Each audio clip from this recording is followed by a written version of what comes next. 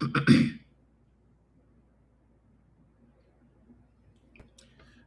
afternoon. Good afternoon. Truth Speaker 72. Good afternoon to you. Nicola McNichols, my friend. How are you? Silence this.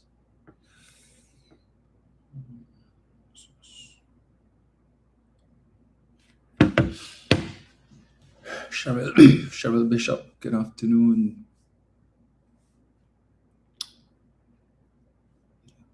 Well, I had a busy week, Nicola, and another busy one ahead. Um, Gabriel Philip, Neil Francois was present. Good afternoon to you.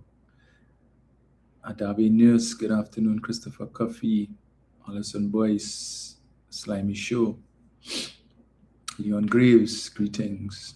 Diane Charles, hi Diane.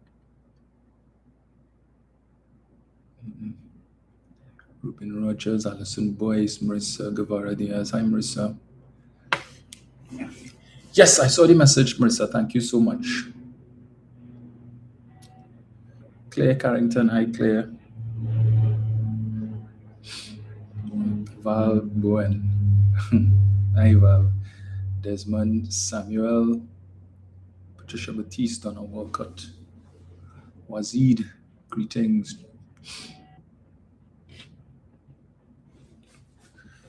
All right, so jumping on for a little bit this afternoon, folks. It's been 2 weeks. It was supposed to be one, but then last week, Vonette Bigford, who is now one of my constituents, for those of you who know Vonette, she had her soiree after the mass event at Bishop's in Trin City, and I was summoned. I don't know, well, a matter of speaking, but Bonnet made it clear the MP had to be there, and I could not turn down the invitation. I was supposed to go last year. In fact, when she had it at Naparima Bowl, when she was still a member of the constituency of La Brea. But I wasn't able to make it last year, and this year I made it a point that I had to be there. And it was a sold out show, and it was fantastic, as are all the shows that Bonnet engages in. So perhaps next year there's an opportunity for you all to jump in. And I still have something to do this afternoon as well, but I said I had to jump on, because there's so much that has happened since last I was on 2 weeks ago, and never a dull moment with this government. In fact, today makes it exactly 10 months since Kamala Prasad Bisasa was sworn in as Prime Minister, and John Jeremy was sworn in as the Attorney General. And as we know, the cabinet constitutes, once you have a Prime Minister and an Attorney General in place, that constitutes the cabinet, and the other positions, the ministerial portfolios, are really sort of secretarial positions to the Prime Minister, right? And that is why the Prime Minister could change up ministries, get rid of ministries, create new ones, rename, as this Prime Minister has done. So we had the carnival episode at the Lime Fete, where Mr. Padarat and his performance, give them performance, give them the time of their lives. He said he wasn't drunk. Everybody else says he was, but we're not surprised that he would say that he wasn't, because that we don't normally see Padarat behaving like that, even though in the parliament sometimes you may want to question some of his behavior. But nevertheless, he said he wasn't drunk. But people didn't pay the money for that, right? They didn't go there for that. They didn't go there for political speeches. And he must have been mindful of the fact that, notwithstanding the fact that a lot of the tickets would have been purchased by their financiers, so that a lot of never see come see UNC supporters who would have never gone to the Lime Fete before would have gone. So not everybody there was UNC, and not everybody there cared to listen to any of you. People didn't come there for a lecture to hear who started the Fete and who was the founder of the Hyatt Lime Fete. Come on, time and place. It seems that the certain members of this government don't know how to differentiate between a Monday night forum and a normal event.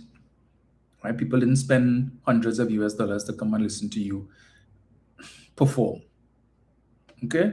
and they see enough of that in the parliament. But the thing that stood out for me was, again, the usual hypocrisy of the supporters of the UNC, who would have sought to defend Mr. Pyrat and talking about, well, it's carnival time and nothing wrong with that, and the man was just enjoying himself and PNM this and PNM that. First of all, how PNM come into that? We never tell Pyrat to go up and storm the stage and snatch the mic and calling out for where's Patrice and Anna. Never tell him do that. If he want to make a backside of himself, that's on them. And of course, his prime minister would have seemingly endorsed his actions, but trying to crack a joke about she saw it and she found his singing was terrible, and she would have booed too if she was there.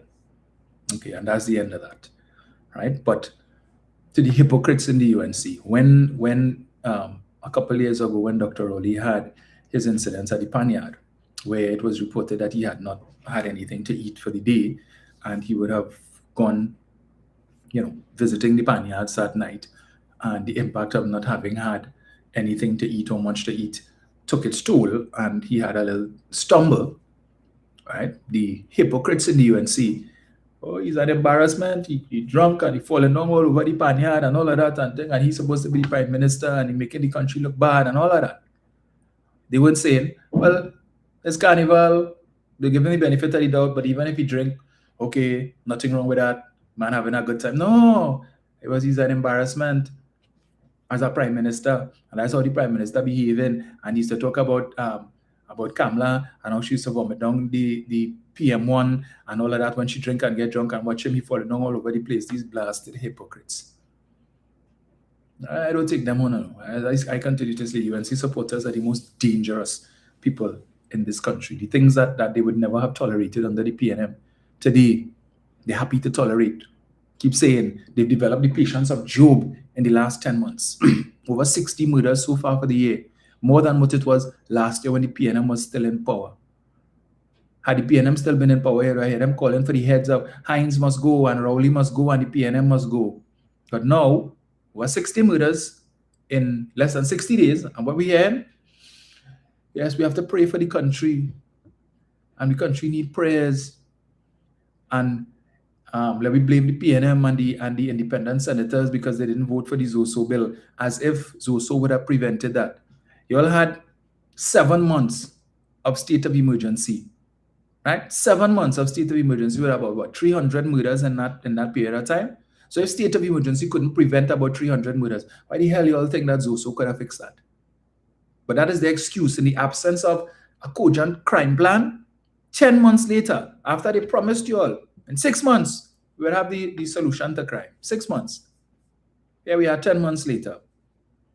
But they want to blame us because of the PNM and the independent senators, and they didn't vote for the Zoso. Okay, you all said you expected that you wouldn't have gotten the support, and you had a plan B. Where is the plan B? That plan B is like the morning after pill that expired. It ain't working. Still waiting to hear what this plan B is. And every time you ask the Minister of Homeland Security, well, he could only disclose certain things because we don't want to alert the criminals. Really? You all attributed the reduction in crime and murder, let me see, because we don't know what the statistics are for the other serious crimes. And we in Trinidad, unfortunately, we use the term crime and murder interchangeably. Right? So when we talk about crime, usually it's murders we're talking about. People who focus on the other crimes, unless maybe home invasions, which is still on the rise. And how long now did they pass this bill, the standing ground legislation that was supposed to fix home invasion? Load up the matic, pull it back, knock it on them and knock it again. Where is that part? Have they come to the parliament with legislation to promise made, promise kept, promise delivered? On that promise to make it easier for law-abiding citizens to acquire firearms? What's going on with that? They come to the parliament with all sorts of other things, but there seems to be no haste to deliver on that promise. Right? They sell all their dreams. Some of you will run and give them your vote. Yes, because you're hoping to get a gun. The novelty of owning a firearm is so great. And you give them your vote. 10 months later, you're still waiting to hear what exact form that is going to take. So maybe they're still working on it. It's still early days yet. But 60 people murdered in the last 59 days, right? And part of that 59 days, we were under state of emergency. For 31 of those 59 days, we were under state of emergency. And there were murders in that period of time.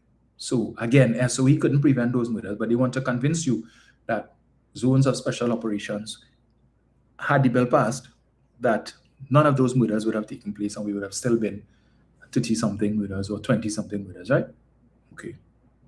Okay. They also told us that the reduction in crime, when they weren't attributing it to the state of emergency, they said it was because of the efforts of the United States government in blowing up those boats, right? All the drug boats that were being blown up, and the majority of the murders that were taking place in Trinidad and Tobago was because of the Trinidad and Tobago is a transshipment point, and all of the drugs and the human trafficking that was taking place, and with the bombing of these boats, that had an impact, and so that contributed. Okay. Well, what's going on now? Well, the bombing of the boats have ceased. Up north is no longer interested in Venezuela, so they got rid of Maduro. All right, so it's a cap in the feather of up north, which was the main thing anyway, was to get rid of Maduro, so we could, tick a box. So we get rid of Maduro. Now we've gotten rid of the Ayatollah Khomeini, and who's next? Okay, so we needed a distraction. Our ratings are in the pits, and we have midterms coming up in November. So we need something to boost our ratings. Okay, so yeah, it had nothing to do with, it was all about dealing with drugs and dealing with human trafficking. Apparently the drugs and human trafficking has ceased. But if it ceased, why do we still have, why is the murder rate higher this year than it is last year, same time? Why? I just asking, government, all they say that, right? So what do you attribute it to? Because UNC is in office, murders and crime only go up when the PNM is in office. So the PNM is not in office and has not been so for 10 months. When UNC wins, everybody's supposed to win. And people blowing up the boats, all of that took place. But yet still, murder figures still high. Yet still, crime figures. We've had more kidnappings under this administration than we've had under the PNM in a long time. Kidnappings to ransom. But we're not having that discussion. UNC not having that discussion. No. I'm talking about that. So I'm wondering. It's only a matter of time. So it's because of Zoso failed, and it's only a matter of time before they say that PNM paying people to commit crimes, so to make the UNC look bad. Only a matter of time before they say that, if they haven't said it already. Because for some reason, the supporters of the UNC figure that anything their government does that they agree with, that they think is something great for the country. You see them now, the PNM wouldn't be pleased. The PNM sycophants wouldn't be pleased. The PNM supporters and them must be angry. Angry for what? What that tells us is what your mindset was, what the mindset of UNC supporters was for the last 10 years. That anything that the previous administration did that benefited the country or would have been a feather in the cap of the then PNM administration, they were upset about it. So this thing I keep seeing them putting, I'm not. So Kamala went to the heads of government meeting. They posted up a picture with her sitting on a couch with Mia Mottley and Fali and somebody else. And the caption is, things to make the PNM cult go mad. What about that is supposed to make the PNM supporters go mad? Why? Because we had a few moments later when Mia Mottley was interviewed and about this matter involving Brent Thomas, and she described the remarks of Kamala Persad-Bissessar on that matter as a scurrilous lie and defamatory in the extreme. And Mia Mottley went on to post it on her Facebook page yesterday. So it is something that is at the forefront of her mind, clearly.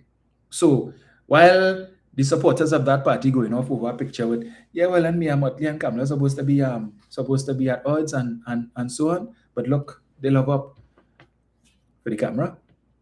Because this is the same Mia Mottley they were cussing just a couple of weeks ago for going on an election platform and saying yellow is the curse somewhere. She wouldn't say where, but yellow is the curse. And we know what she was talking about. because the only place that yellow has prevailed so far, unfortunately, is in Trinidad and Tobago. All right, it failed in Saint Lucia, it failed in St. Vincent and the Grenadines, but it failed in Barbados, failed in St. Kitts and Nevis, failed in Jamaica,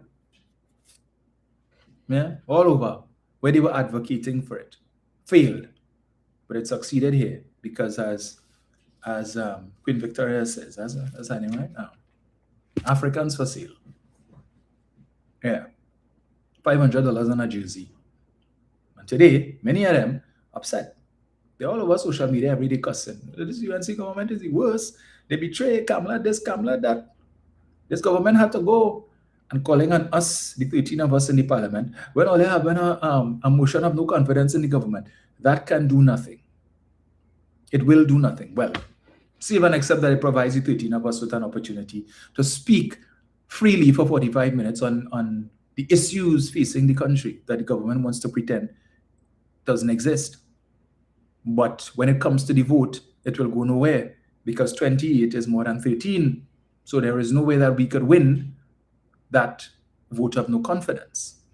So at the end of it, yes, there would have been a lot of talk and a lot of shouting, and they will get up on the other side and talk about the last 10 years and what the PNM didn't do and all of these different things, and who thief and who get contract and all of that. And then we will seek to raise issues, and the speaker will, of course, do what he does best. Right? So as we saw on Friday, when Brian Manning would have gotten up and he was contributing to the miscellaneous provisions bill, and he made reference to members opposite on the government side who are before the court, persons who are on bail, and the speaker took issue with that, seeking to give Brian a lecture in law, that he must understand the difference between allegations, right, and as opposed to having been found guilty of something, that these are just mere allegations, innocent until proven guilty, and the like. But when the Attorney General and the Minister of Public Utilities and the Prime Minister and others could get up in their contributions and make allegations about members on our side, those who are still members of Parliament in the lower house and those who are no longer there, and say all manner of things, it seems that the Speaker is not so he's not so inclined or so anxious to school them in law. So they could come and say all kind of things, and the Attorney General could come and talk about, I'll go to war with you, I'll go to war with you, and I'll go to war with you, and talk about all who might end up in silver bracelets, and who send this to the Attorney General, and who find this in the ministry, and who send that, and who threatening that if you ask me, and if you push me, I will say, and I will talk, and all of that. No repudiation for them. But we only point out the fact that there are certain people who are on bail, people who are before the courts on serious matters, civil and otherwise. But those are matters of which we must not speak. Okay? Sub judice rule could apply to that. But when we invoke the sub judice rule again, we get a lecture on that and what the standing order says about sub judice. So you need to understand the challenges that the 13 of us face in that lower house. In fact, on Friday, we submitted 17 questions to the Speaker for the Prime Minister to answer. 17. The Speaker approved 2. 2 of 17. And so every time there is Parliament, like we would normally get notification about maybe 15 to 20 minutes before the session starts from the clerk of the House. As to how many questions were approved and which questions were approved. So usually we would be sitting in those of us who are in the caucus room, we're sitting and our eyes are glued to our phones, waiting to see when that email comes in so we could see how many questions have been approved. Usually, if we see more than 2 questions approved, it's like we're ready to break out in song and dance. We'd be happy if we see 4 questions or even 5 questions approved. Right? It's like, hey, 5, we get 5. What? Anybody have some libation never? This is cause to celebrate. So 2 out of 17. And the first one, the Prime Minister's answer was yes, I can't remember what her answer was for the second one, but there wasn't any detailed answer either.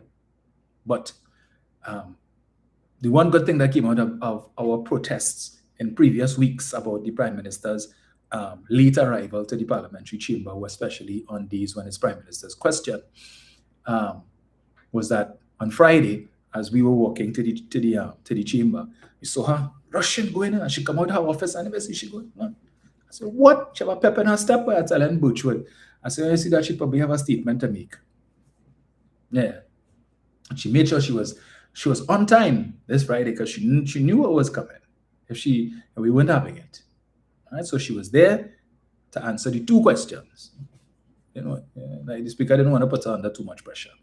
So, I don't know what is the procedure if there's when the questions go to him, if it's sent to her for her to decide which one she will answer and will not answer, and whether the approval comes directly from the speaker or speaker in consultation with the Prime Minister. I don't know. I'm not speculating. I'm just asking a question. Because sometimes that's the impression that we get. So when it is that some people may think that it is that we're not doing what we're supposed to do, we're not asking questions, things are happening in the country, and why the opposition not asking this and why we're not asking that. We ask it, but there is a process, there is a procedure, and if the speaker doesn't approve the questions, that's it goes nowhere. And it makes no sense for us to bring it back week after week because he will just continue to reject it.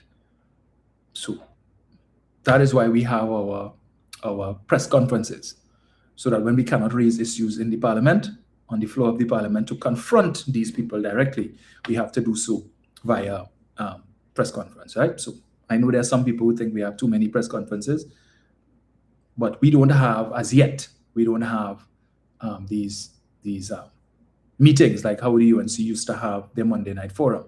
We don't have that, right? Perhaps it may come in the future.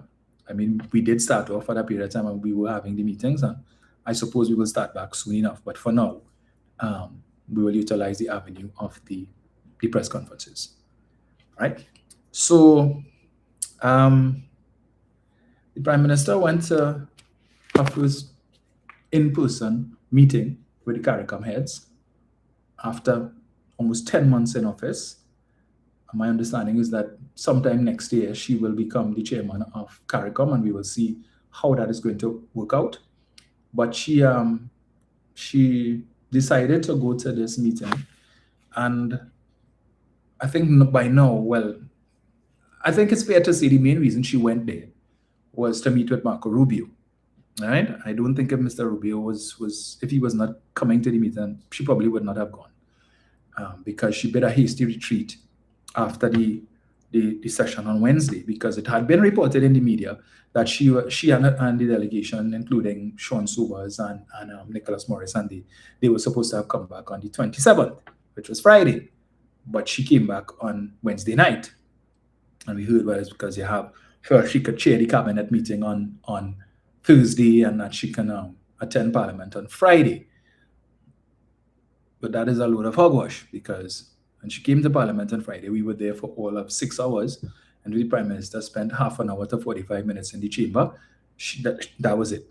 All right. She came, she answered her 2 questions, and then she left. She went, I think, to her office, her private office in the Red House, and then she came back when it was time, I think, to vote on the bill, and they called for a division because they wanted to make sure that, notwithstanding the fact that we said, all of our speakers indicated we will support the bill, we understand the importance of it, and we are not like when the UNC were in opposition, when they would have opposed everything. So the FATCA bill, they didn't want us support it because of the reciprocity clause, which, interestingly, they chose that option in 2013 when they were in office under the People's Partnership, and then they ended up in opposition.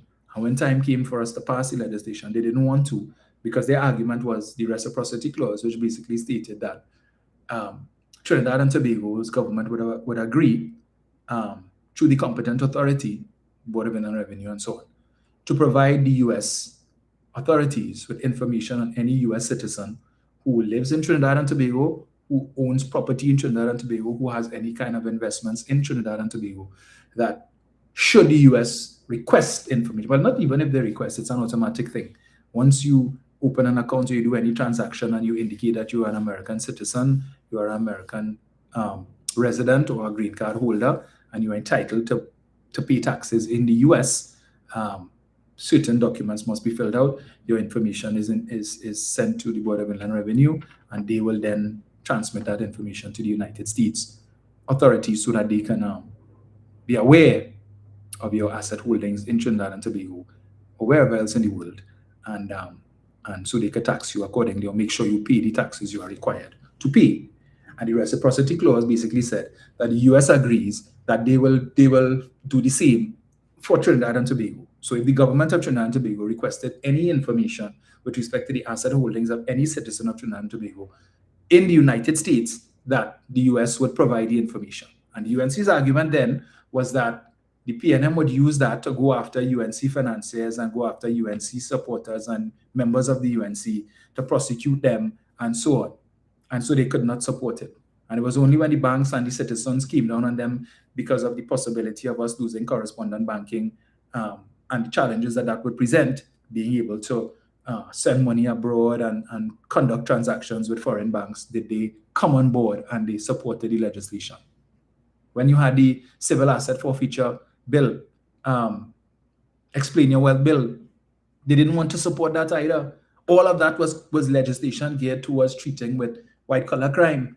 Their argument again was that the PNM would use that legislation to go after UNC supporters and UNC financiers and members of the UNC, right, to persecute. And they refused. And then again, when people asked them, started to look at them sideways, so why you all have an issue with that? If you have no cocoa in the sun, you don't need to be afraid of rain. After Wade Mark stated the Friday, we will not support it and the government will get no support from us. Monday, they come with 100 and something amendments or 60 something amendments. We went through it when we were on the radio. I went through it.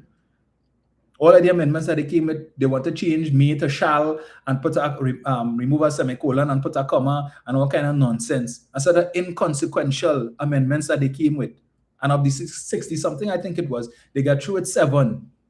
And here, well, yes, we could support the bill now because of our amendments. This is now good legislation. Changing may to shall? Really? Exclamation mark changes? I think there was just one major change that they did with respect to who the competent authority could have been or something like that. And that was about it. Nothing major. And then they come and say, well, yes, we made the legislation better, and so now we could vote for it. Bill amendment bill, all of these different things, the anti-gang legislation, all these things that they refuse to support. And then coming out to talk as a hogwash about they supported this and they supported that. You all supported the criminal element. But anyway, so the goodly lady went to the meeting, all right?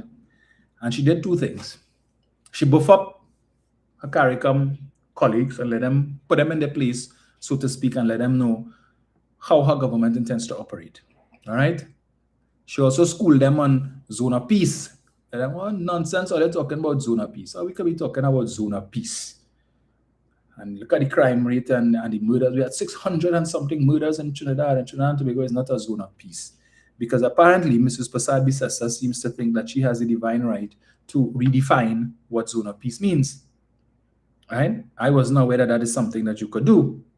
But apparently she seems to think so. Now, the universal definition of zone of peace, and I will read it. A zone of peace is a declared regional commitment where states pledge to avoid military conflict, respect sovereignty, and resolve disputes through dialogue rather than force. I will read it again. A zone of peace is a declared regional commitment where states pledge to avoid military conflict, respect sovereignty, and resolve disputes through dialogue rather than force. Isn't that what obtains in the Caribbean region? Isn't that? We don't have no issues, no military conflict, right? No threats. Save an example, that little thing there between Venezuela and Ghana a couple years ago. And then as soon as the US decided to send a couple of their fighter jets, just to fly over and conduct certain, as they say, military training exercises, and Maduro said, but where's that one? Well, again, we don't need that. Relax yourself now. We could talk about this diplomacy. We're shipping this all again. Ghana, calling US to come. We don't need that. And then that quieted down. Right? But otherwise to that, we've not had issues with military conflict. By and large, we respect each other's sovereignty, and we generally tend to resolve disputes through dialogue rather than force. That is the universal definition of zone of peace.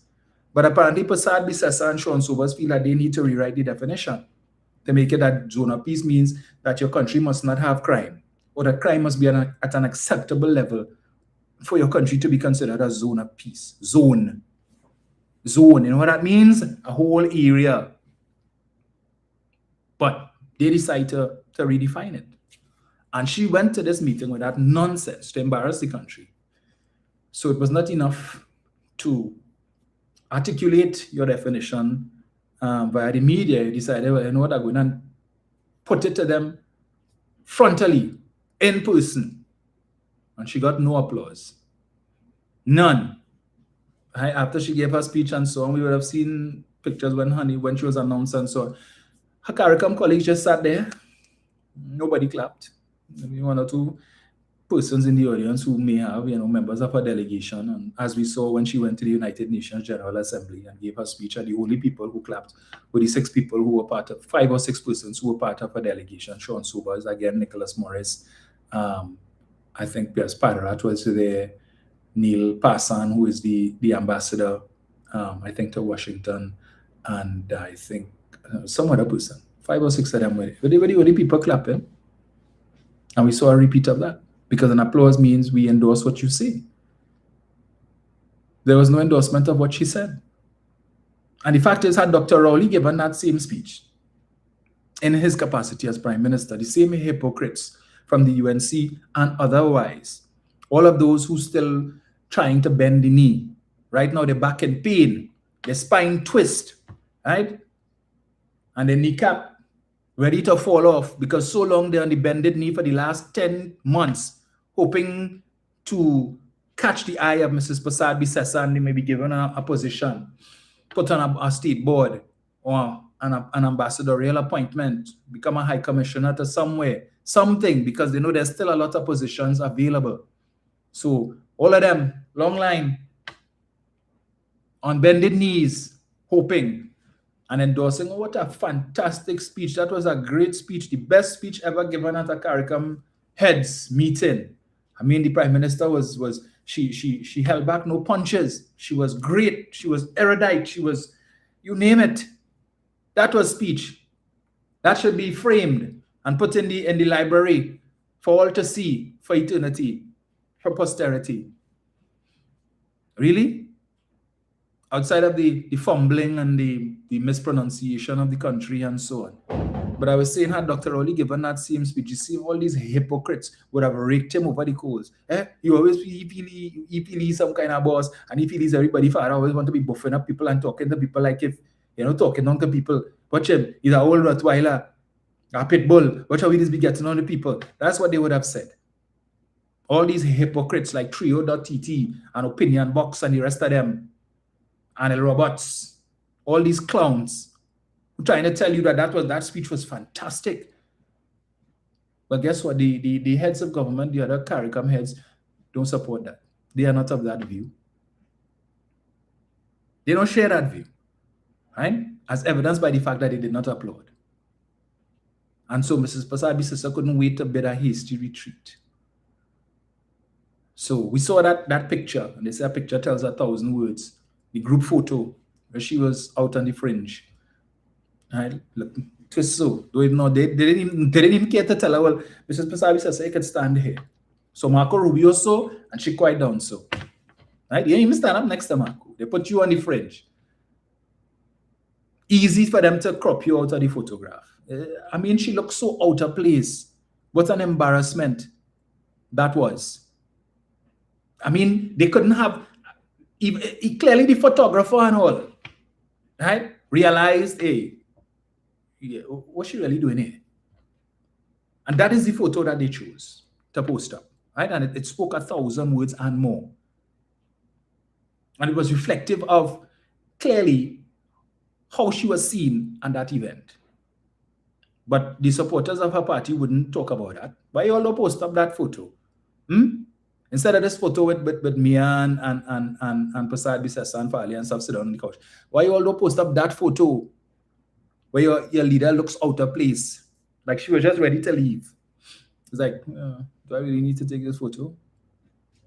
And that photo is going to be there for a long time.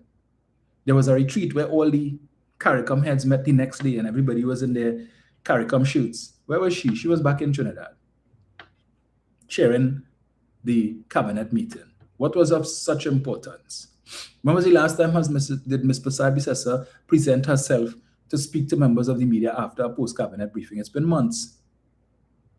So every now and then they send out the token minister to come and talk rubbish and tell you, well, the cabinet decided on this and cabinet decided on that, and it's like, okay, that's all they talk about? Nothing else of substance? She then also, at this meeting in her address, I mean, if hypocrisy was a person, you want to scold other CARICOM heads to tell them about sending operatives, party operatives, to participate in the elections of member states, right? And I said, and not just me, everybody who would have looked at us like, this woman for real? You serious? And we know who she was throwing that for, right? The same Mia Motley. And I'm certain it did not escape Miss Motley that Mrs. Prasad Bisesa was throwing that for her, right? But you go on there to buff up the people and tell them, I mean, come on. She was the only leader who made mention of that rubbish. But the leader that is most guilty of it, we saw in St. Lucia, you had Macamillion, a sitting UNC councillor, along with known UNC affiliates, Swapi, Orlando Octave, and others who went to St. Lucia and were campaigning with Alan Chastanet, who was then, I think, leader of the opposition, and referring to him as my prime minister, and yellow is the code. That was the tagline, yellow is the code. They went there. That tagline that originated in Trinidad and Tobago's election, they went there with that. Night after night, you see them posting videos.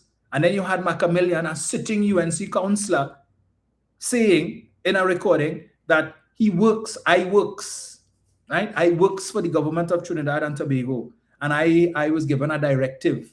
By whom? Who gave you that directive? And he went to St. Lucia to carry out his directive. And then back home in Trinidad, in the St. Vincent and the Grenadines election, while they may not have had, I think they had some of their operatives on the ground. This clown from the Underground Report, Andy Williams, the pit bull, he was in St. Vincent and the Grenadines on the night of the election. He went to the headquarters of Ralph Gonzalez's party and filmed being there, taunting the party and talking about, look, nobody here, and it's like a ghost town and all of that. Well-known UNC operative. But in Trinidad here, they were doing their thing. Anil Roberts, who made this big stink about Ralph Gonzalez and his family purchasing apartments in Victoria Keys. And that was so egregious and a cardinal sin. And it warrants an investigation, and somebody had to get locked up, and we want to know, and we want to know. And while you have citizens of Trinidad and Tobago who can't get a HDC property, but these people were able to come and purchase the property, never mind the fact that it was on the open market. Made a big stink about that. And when the media questioned Prasad Bisesa as to her position on it, and she said, well, you know, we have to conduct an investigation into that matter, in particular, as to how Mr. Gonzalez's daughter was able to get a rent-to-own property and whatnot, and so on. They made a big issue about that. And right after the election was over, and Ralph Gonzalez and his party lost, that matter went to bed. They're no longer angry. Their supporters no longer incensed. No more calls for Ralph Gonzalez and his family to give back the three units. No calls for that. And Roberts hasn't spoken about that in the longest while. After the election started to poke fun at Ralph Gonzalez and telling him about, oh, you went from 5-star general to the 1-star to the Lone Star general and all of that. You are a sitting minister of government of Trinidad and Tobago. Minister. Senator. Right? And that is your conduct. That is your behavior. And your political leader has the audacity, the temerity, and the unmitigated gall to go to St. Kitts and Nevis and want to buff up other CARICOM leaders and accuse them of sending people to interfere in the elections or to campaign in the elections of other sovereign states. When we could give multiple examples of your party doing that and you endorsing the foolishness. And then Barbados had their elections a couple of weeks ago, and we saw Anil Roberts try to do the same nonsense that he did with Rad Gonzalez, attacking Mia Mottley because she went on a platform and spoke about how she stood shoulder to shoulder with Keith Rowley, and then mentioned that yellow is the curse somewhere. She didn't mention the country, but I think everybody knew. And she made that comment in response to the then leader of the opposition in Barbados somehow finding his way on TTT to do an interview and talking about yellow is the code. We didn't see him appearing on national television in any other Caribbean island, but Trinidad and Tobago, oh yes. He found his way on TTT to be interviewed. TTT, which has now become a government mouthpiece, right? So Mia Mottley spoke to that issue, and of course, Mr. Roberts decided to jump on the bandwagon and to attack her as well. That didn't go very far. Win all 30 seats. Whitewash. Okay? Or red wash in this case, because they want to talk about blue wave in Tobago, so they got red wash in Barbados. No yellow there. Yellow, nothing. Yellow is the code. No, not in Barbados. Because the red have sense in Barbados. They know what to do. All right? But, so they were interfering on several fronts. And then you had this clown, same thing too. Philip Alexander talking about Kamala Persad-Bissessar has changed the face of politics in the region and going up the road and starting with Trinidad and Tobago and going up, and yellow is the code. It's not yellow is the code, and it didn't go very far. And even now in St. Vincent and the Grenadines, you have citizens who voted for the new government expressing regret. Same as here. Right? In fact, there were persons outside the parliament on Friday with placards and so on. 10 months into this government's tenure, and you have protests, but everybody was supposed to be winning. Let's say when UNC wins, everybody wins. But what you all didn't know was body was spelled B-U-D-D-Y and not B-O-D-Y. Because so far, all the bodies winning, eh? Oh yes, all the bodies winning. Did you win? Is it easier to get US now in the bank? You could get more than 200. You could just walk in the bank and say, I want, and whatever you want, you get. I just asking the question because they were supposed to fix these things. Easier to buy food now? Food cheaper? The food import bill has dropped from 7-point-something billion. Has it gone down? Your paycheck, when you get paid at the end of the month, you're happy with what you see. And when you go to the grocery and you look at the prices, you can buy more than you could have purchased 10 months ago or 11 months ago when the PNM was in power. How has your life changed? You're a public servant, you got a 10% pay raise. Oh, great. They promised 10%. You get your back pay. You got all of your back pay. You know when you're going to get the rest? No talk about that. They give you a little something and tell you hold that. Don't worry, we'll handle it. But look a little kakara, a little something for your Christmas, right? So you can enjoy and have a nice Christmas. Hold that. And if you have anything left over, you can enjoy Carnival too. And now you're looking for the rest and you have no idea when it is going to come and in what form it will come. Because you hear all kind of things. People say, well, you may not get it this year. It might take 2 years. It might be spread across the rest of this government's term. So it might take a period of the next 4 years for you to get the rest. We don't know. And you might get it in non-cash options. You might get it in bonds. You have no idea. Where Felicia? Where is she? She's still playing mass? Enjoying the perks of office, of being the president of the PSA and all the perks that comes with it. And enjoying, I think, being a member of the board of the NCRHA or the NWRHA, whichever one it is. And what other benefits she has gotten by aligning herself with the UNC as a member of the trade union movement. Cut off your tongue. Capitulated at the counter of expediency for your own personal benefit at the expense of your membership. So when certain things taking place, all your hush, all your mouth, the trade union movement, but that was so militant under Keith Rowley, where are they today? Where are they? Last night there was a report on CNC3 with respect to the unemployment rate in Trinidad and Tobago, which went up. Based on the latest CSO figures, which said that I think in the second or the third quarter you had that the unemployment went up by over 12,000 people or so. There's more than that, right? But they're dealing by quarters. And when the media contacted the Minister of Finance for comment on the matter, he said, well, he can't give a comment right now because he hasn't had opportunity to look at the report. Really? You are the Minister of Finance. You should be concerned about that. But you haven't had time. So what you're so busy. You're so busy that you don't have time to look at that report. Something that you should be very concerned about. Figures speaking to the facts that you all continue to deny. I would the PNM lie, the PNM so much thousands of people lost their work, and that is not true. Well, the CSO, I think CSO falls under the Ministry of Planning and Development, I think it is. But these are statistics I think that the minister should be interested in, but he hasn't had an opportunity yet to look at it. And it tells you, the fact that he can say that, right, tells you where their mindset is with respect to the state of those persons whose jobs they took away. Couldn't care less. CSO report, how many people on the breadline, how many people unemployed, the number of persons who would have lost their jobs. However, we don't have time for that.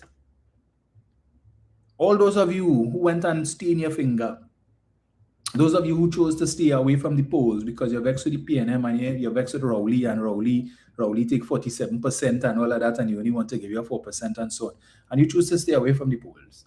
Or you chose, I take a chance with Yellow is the Code, yes? Because that Yellow is the Code song and good. I'll never forget that woman who I met in Malabar who told me that. She said, it's PNM and it's a PNM house, but right now, I feel I could give the Code a chance, you know. How are you all feeling now? Some of your own family members unemployed for the last how many months? People struggling. I mean, anyway, I wouldn't read it, right? But people continue to fill my inbox. People who are looking for work, people who are on the brink of being evicted, people who have no food in their house and asking if I have any hampers. People who come in to see me every week and crying because they're looking for work and can't find work. Anything that they get, they're willing to take. But Tanku too busy, so he couldn't care about those statistics. That's not important to him. When I get some time to look at it. And then what? What you going to do? This is the same man who in October last year boasted. He set aside $400 and something million in the budget. And then you have another $300 and something million in the unemployment relief fund. Over $700 million set aside to hire people and fill vacancies in the public service. And we have 20,000 vacancies in the public service. The budget was since October last year. 5 months now. And they hired 2,000 people. 10% of what they claimed they were going to hire. They certainly got enough people to fill the vacancies, because there's over 110,000 people applied for 20,000 vacancies. So you can't tell me you don't have enough people. Maybe you could say a lot of them not qualified for some of the positions, but people were invited to apply for positions that they believe they qualified for. But 2,000 people under one ministry, the Ministry of Works and Infrastructure, and what kind of work these people get? To clean up by the side of the road and so on. That's about it. So what about the other ministries? What is the process for vetting these people's CVs and their resumes? What was the process? So that was just some mama guy thing, but they have the information of 110,000 citizens, some people who support them, some people who don't. So just like 2010 to 2015, they have your names, they have where you live, they have your email address, they have your cell phone number, so that when time comes and they need support for the election, they could email you and they could call you and send you text messages and WhatsApp messages and so on, inviting you to vote for them. Right? So this time, we don't have to question where they got your information from. You gave it to them in your quest, in your search for a new job. And nothing wrong with that. Everybody looking for betterment. 2,000 people in the space of which is over 5 months. As compared to, they promised they would create 55,000 new jobs. They fired more than that, right? CPEP, URP, HTC, Forestry, WASA, and other places. Public service persons whose contracts have not been renewed. We have these persons, I can't remember the positions that they hold with respect to the early childhood care centers and so on, who's still waiting. Months now they've not been paid, and they're still waiting to hear what their fate is going to be. Meanwhile, the bills piling up, no money to pay it. But they couldn't care less. But your Prime Minister has time to go to St. Kitts and Nevis and buff up her CARICOM colleagues, put them in their place. Right? She chastised them about declaring crime and murders a public health emergency. She said, what nonsense is this about crime as a public health emergency? When you're dead, you have no health. This is your Prime Minister saying this. Right? When you're dead, you have no health. Okay. But what was the essence of declaring crime a public health emergency? And Dr. Rowley would have gone to pains to explain it when it was done. And he would have likened it to when we were under COVID. And COVID being declared a public health emergency would have allowed the authorities, the police and others to be able to do certain things, to conduct themselves in certain ways and give them certain powers to be able to do certain things to maintain law and order. So that when you were told you couldn't leave your house, or if you're leaving, you're only allowed to leave under certain circumstances to stay home to avoid the spread of COVID and so on, and the police were able to pull you up, you're driving down the road and ask, where you going? Where you going there for? Right?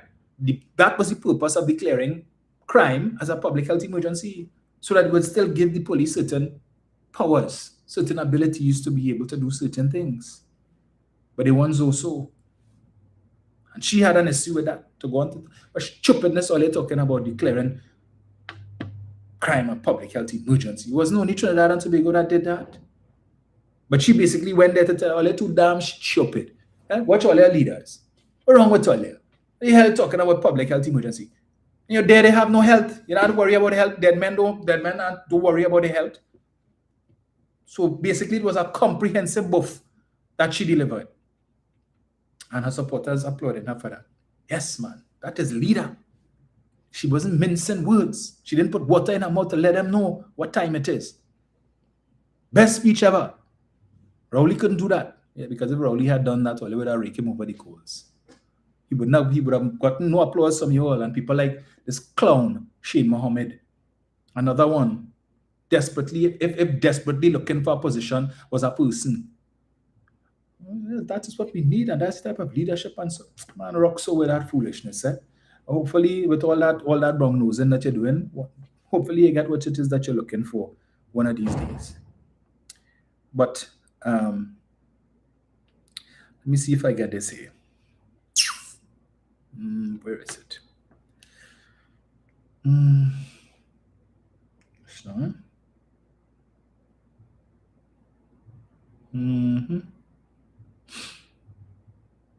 right. Grenada Prime Minister Dickon Mitchell defended the CARICOM during the 50th regular meeting of the Conference of Heads of Government in St. Kitts and Nevis in February 2026. I'm reading here a report, a story from the Grenada, from an entity called Grenada Breaking News, right? The conflict.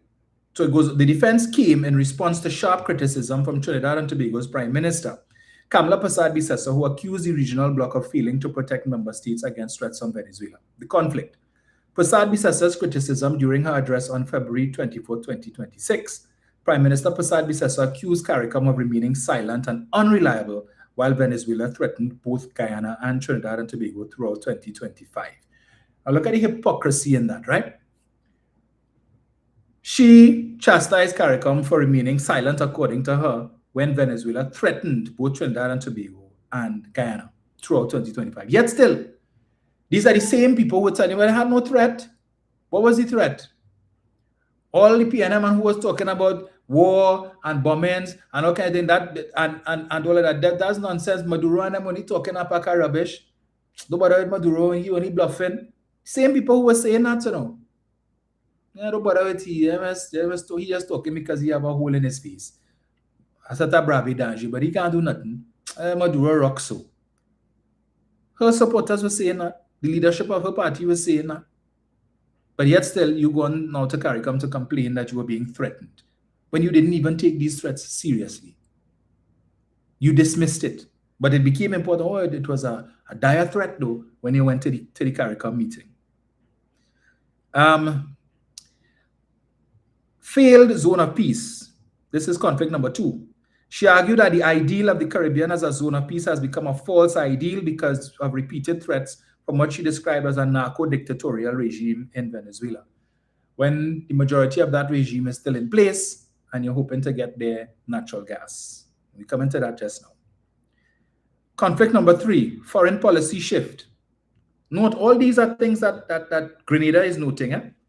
Prasad Bisesa signaled a break from regional unity, stating that Trinidad and Tobago would no longer bind itself to CARICOM's collective foreign and security policies, preferring instead to align more closely with international partners like the United States. So I don't know how she's going to manage when she becomes chairman of CARICOM next year. Maybe she might pass it over or send Sean Sobers or Nicholas Morris. Conflict number 5, praise for U.S. intervention. She extended gratitude to the U.S. government for its role in the region following the 2026 U.S. military operation that captured Nicolas Maduro. 6, the defense, Mitchell's response. Prime Minister Dickon Mitchell countered these claims by highlighting CARICOM's active role in maintaining regional stability. Diplomatic success, Mitchell emphasized that CARICOM played a vital role in quelling tensions between Venezuela and Guyana through diplomacy and dialogue, which is true. Because when there was the conflict seemed to be at a height, didn't Mr. Maduro go to, I think it was it Barbados, where they had some meeting or some summit there, and Irfan Ali went to Barbados. He sat down with Maduro, and there was mediation with the other CARICOM heads and so on, and they came to some agreement that they would have signed off and so on. So Prasad Bisesa to say that they were silent is rubbish. But anyway, he goes on. Consistent engagement. He reaffirmed his commitment to the principles of the Argyle Accord, a 2023 agreement brokered by CARICOM and CELAC, where both nations pledged not to use force against each other. Right. Focus on stability. Mitchell has previously warned that external interventions such as the U.S. military action in Venezuela risk pushing the region into further instability, and he maintains negotiation and compromise remain the only sustainable methods for resolving regional differences. Apparently, Mrs. Prasad Bisesa didn't get that memo. All right, we're going again. Let me see if I get this one. Kamla's kidnapping claim, defamatory, says Mia. Barbados Prime Minister Mia Mottley on Thursday described as scurrilous lie and defamatory in the extreme the statement made by Prime Minister Kamla Prasad Bisesa regarding the kidnapping of a Trinidad and Tobago national in Barbados in 2022. Prasad Bisesa, addressing the opening of the CARICOM summit on Tuesday night, said in October 2022, the then sitting Trinidad and Tobago government coordinated the kidnapping of a Trinidad and Tobago citizen from another CARICOM state. But Mottley, speaking to Barbados CBC TV, flatly rejected the characterization of the incident as a kidnapping. To quote, to describe it as a kidnapping is a most unfortunate term because arrest warrants were presented by the Trinidad police to the Barbados police. As to what happened, we don't know because we don't get involved in operational matters. So as it transpired, we, in fact, knew nothing about it. It is only when this matter became a public issue that we then had to launch an investigation into what transpired, and it was clear that the Trinidad and Tobago police, as has been the practice for decades in the region, would have supplied an arrest warrant which the Barbados police would have acted upon. But to describe it as a kidnapping or to suggest that any member of cabinet or any member of the permanent secretary class or government of Barbados is involved in kidnapping is a scurrilous lie and defamatory in the extreme. We all know what transpired, and it is regrettable that it happened. And this is Mia Mottley upbraiding Mrs. Prasad Bisesa. But she wasn't the only one. Mrs. Prasad also sought to buff up the CARICOM secretariat as well. As opposition leader, she sent correspondence to inquire as to what happened with Ben Thomas, and to date, she has not been supplied with a response.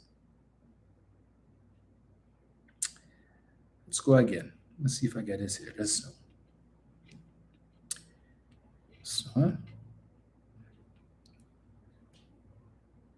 And this is what the supporters of that party upload. Where is it?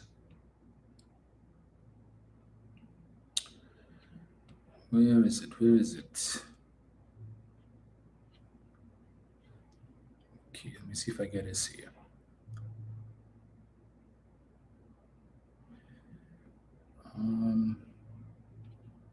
Prime Minister, thank you for... No, that's not what I'm looking for. First exchange, where is it? Just now, right.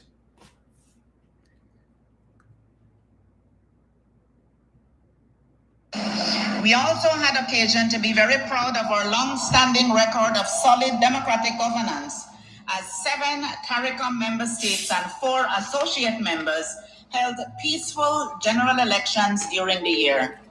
Since our regular meeting in Jamaica last July, Her Excellency Dr. Jennifer Girling-Siemens was inaugurated as the first female president of the Republic of Suriname following general elections in May 2025. His Excellency Dr. Mohamed Irfan Ali was re-elected as President of the Cooperative Republic of Guyana. Dr. the Most Honorable Andrew Holness was re-elected as Prime Minister of Jamaica. Dr. the Honorable Godwin Friday was elected as the new Prime Minister of St. Vincent and the Grenadines. Honorable Philip Pierre was re-elected as Prime Minister of St. Lucia. And Honorable Mia Amor Mockley has returned as the Prime Minister of the Republic of Barbados. Warm congratulations to them all. Distinguished ladies and gentlemen. Noted. So that was the President of the CARICOM Secretariat. She made no mention of Kamla Persad-Bissessar being elected as Prime Minister of Trinidad and Tobago. And so she listed all of those, and she extended congratulations to all of them, but no mention of Persad-Bissessar. Freudian slip? I don't think so.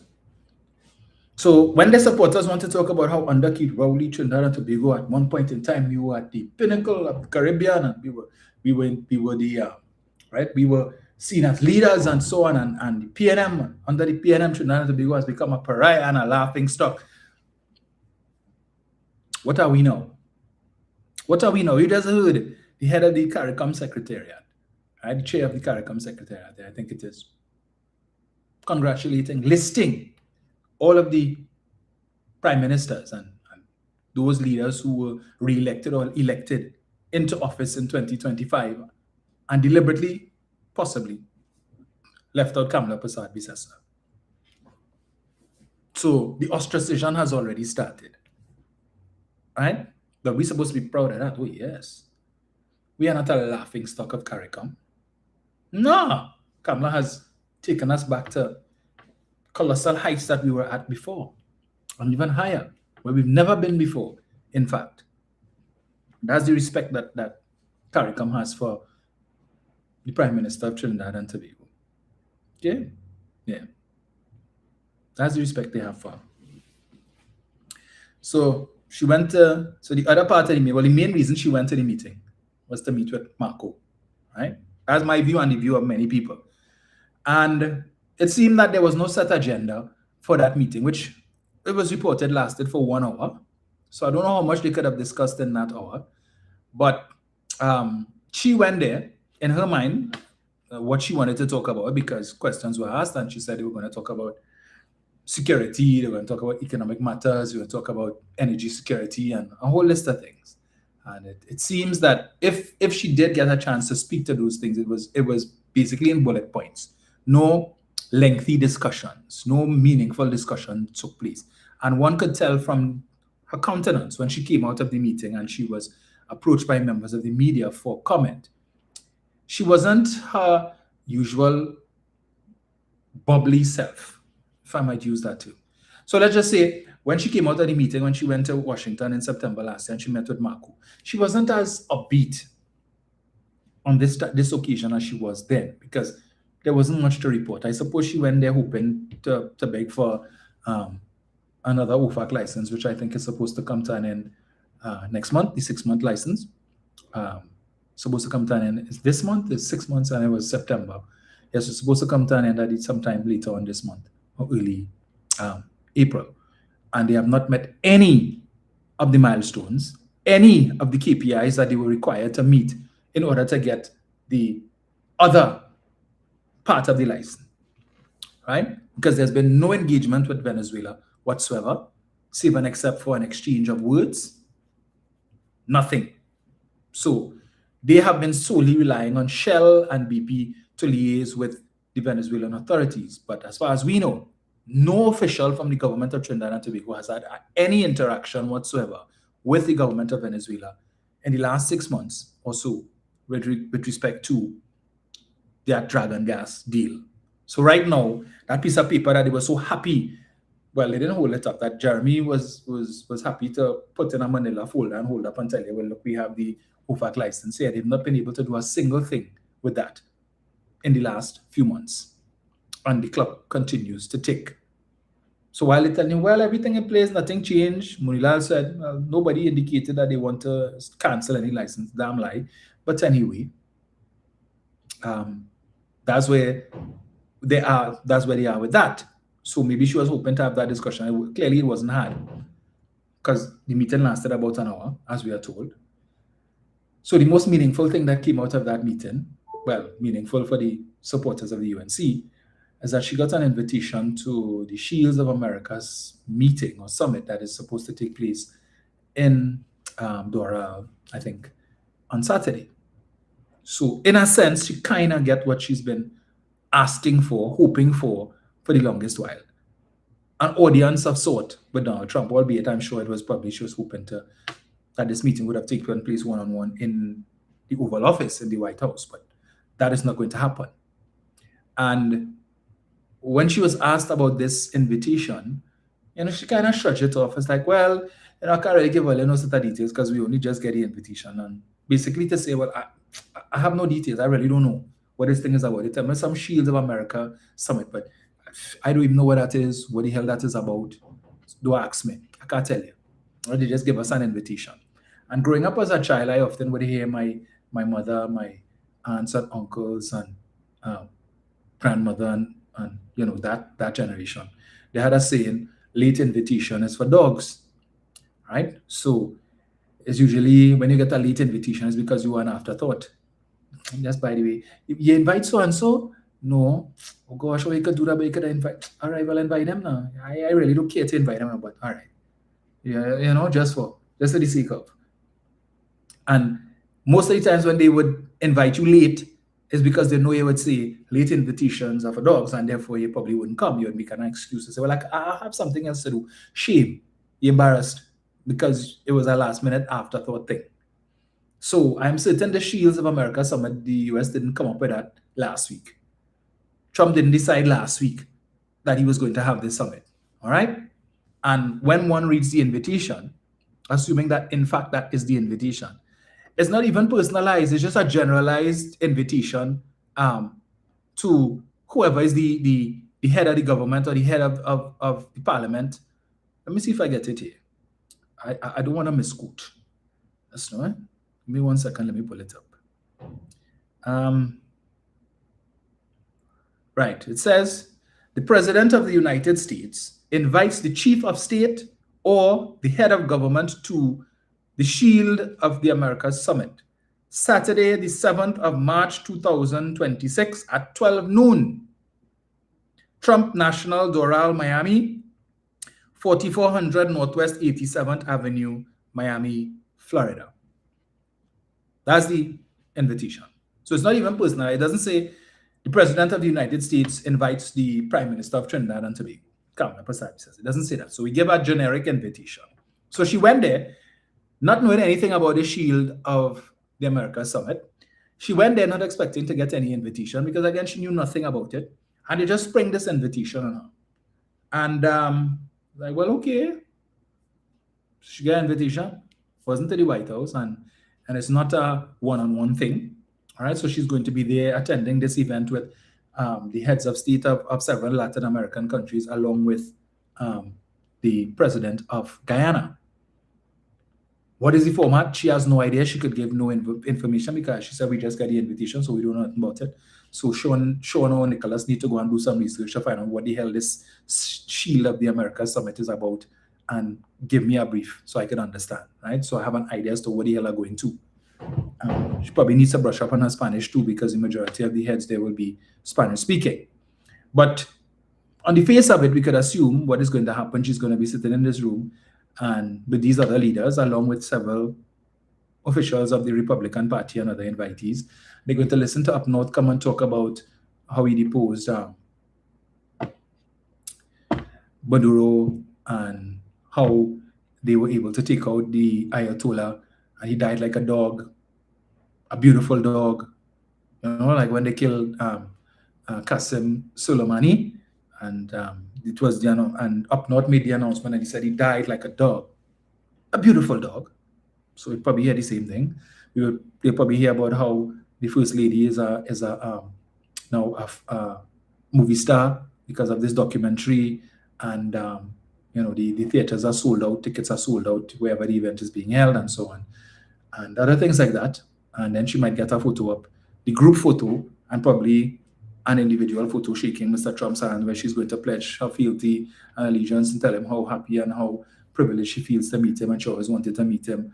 And you know, she wants to pledge her commitment of her government and Trinidad and Tobago to working with his administration and all of that. And yeah, she'll probably get a smile and a good shake hand. You know, so I hope she lifts some weights between now and the next 5 days, because you know, when Mr. Trump hold your hand based on what we've seen and you then to give it a rough shake, we don't want her coming back with a dislocated shoulder. All right? And then she laid up for a few weeks. So, because we know she's fragile. Okay? So, but that might be about it, because the event starts at 12 o'clock. So it's not even a full day. And I suppose all of these leaders would probably want to have a one-on-one, but it doesn't seem like that is going to happen. And this event is just one day. So whatever she's hoping for, well, we'll see if a meeting is being had on the sidelines. But it seems to me it was just an afterthought, and they get this invitation. And I think she understands that too. She also mentioned that Marco Rubio told her he would put the government onto the Department of Energy in the US so that they could work together to try and find a suitable partner to reopen the Pointe-a-Pierre refinery. Now that has me a little confused, right? Because over the last month, Munilal has been globetrotting looking for partners to reopen this refinery, which they promised, one of their promises, right? And they seem to be struggling to fulfill that promise. Now he's on record as having said that the government does not wish to sell the refinery. They're not interested in leasing the refinery either. What they're looking for is a partner. How that partnership is going to work, I don't know. Because they said they're not going to put out any money. The government don't have any money to put out for this adventure. So I don't know if they're looking for somebody who has the money, who has the capital, who has the access to oil, because that is a critical requirement as well, because we don't have the oil here. And how that partnership is going to work, I don't know. But my confusion goes a little further, because everybody that Mr. Munilal has spoken to so far about this refinery, we keep hearing only good things.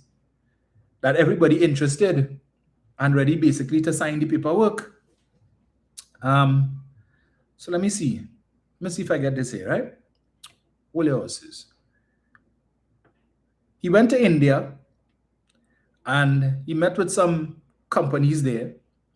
And basically the impression that we were given was that, no, that's not it, just now.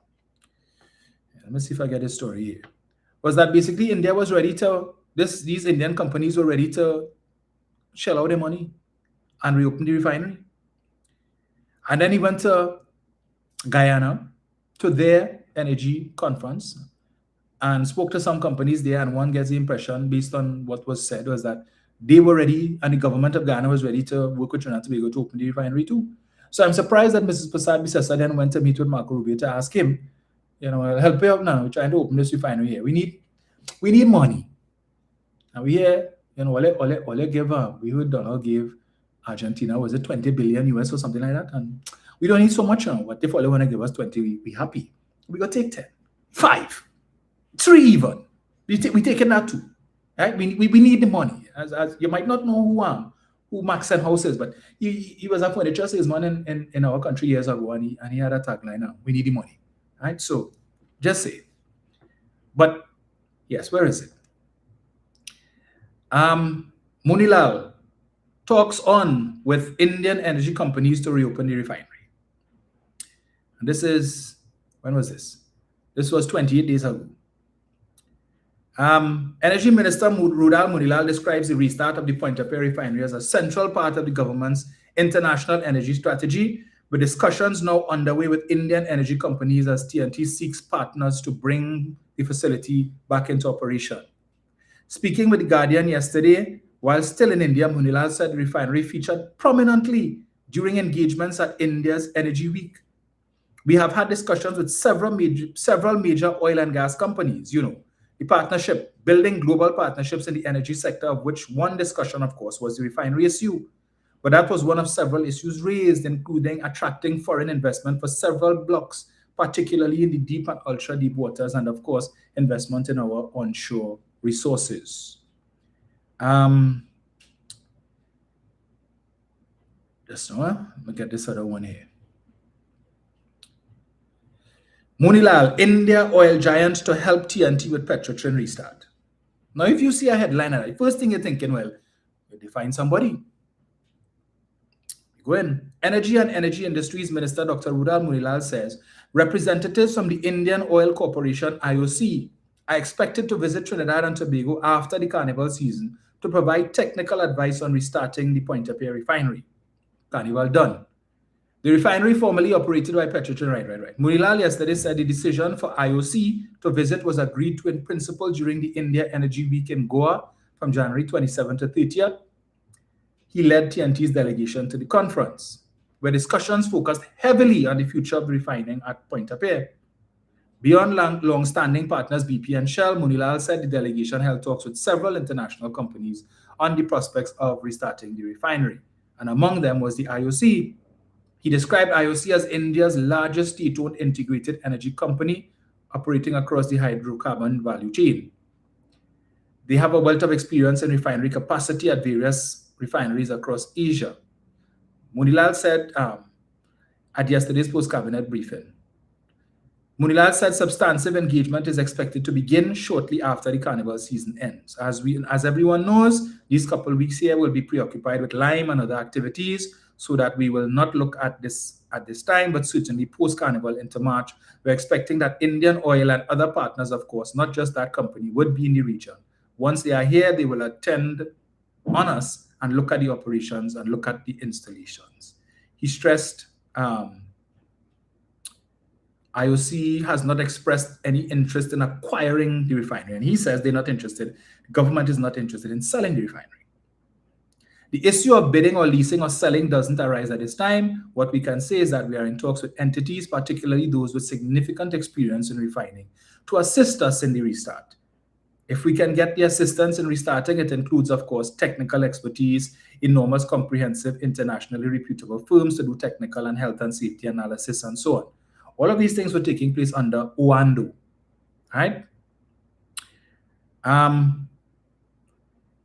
These players who have expressed that interest already, they are on the table, of course. They are still on the table, but we are in a situation where we are discussing with international partners and those with great experience how we can get together. Now, what I find interesting, Rudal Munilal is the Minister of Energy. Kamla Prasad Bisesa as Prime Minister is supposed to be chair of the National Energy, or the Council on Energy or something like that, assuming it still exists. Yet neither one of them can pronounce the name or know the name of the company, Oando. And both of them continue to say Onando. So it tells me you didn't consider this company seriously at all. Imagine you sit down in a meeting with the heads of Oando and saying Onando. How do you think these people will feel? You wouldn't even take the time to get the pronunciation of the name, the spelling of the name correct. On numerous occasions, Onando, Onando, Onando. That tells me you really had no interest whatsoever in dealing with these people. Because if it's not even important for you to get the name correct, it speaks volumes. So you came in, these people went through the process, they were evaluated by Scotiabank, and the team that was put in place, they came out with the best proposal and they were selected. You all came in, they were there. They were engaged in negotiations with Heritage or Trinidad Petroleum Holdings Limited, the parent company. And then we heard nothing further from that. Well, you know, we have discussions with Oando, but you're going to India looking to get a partner to start the refinery. So what is Onando supposed to do? Right? Well, we know what Oando would do. I don't know about Onando, wherever that company exists.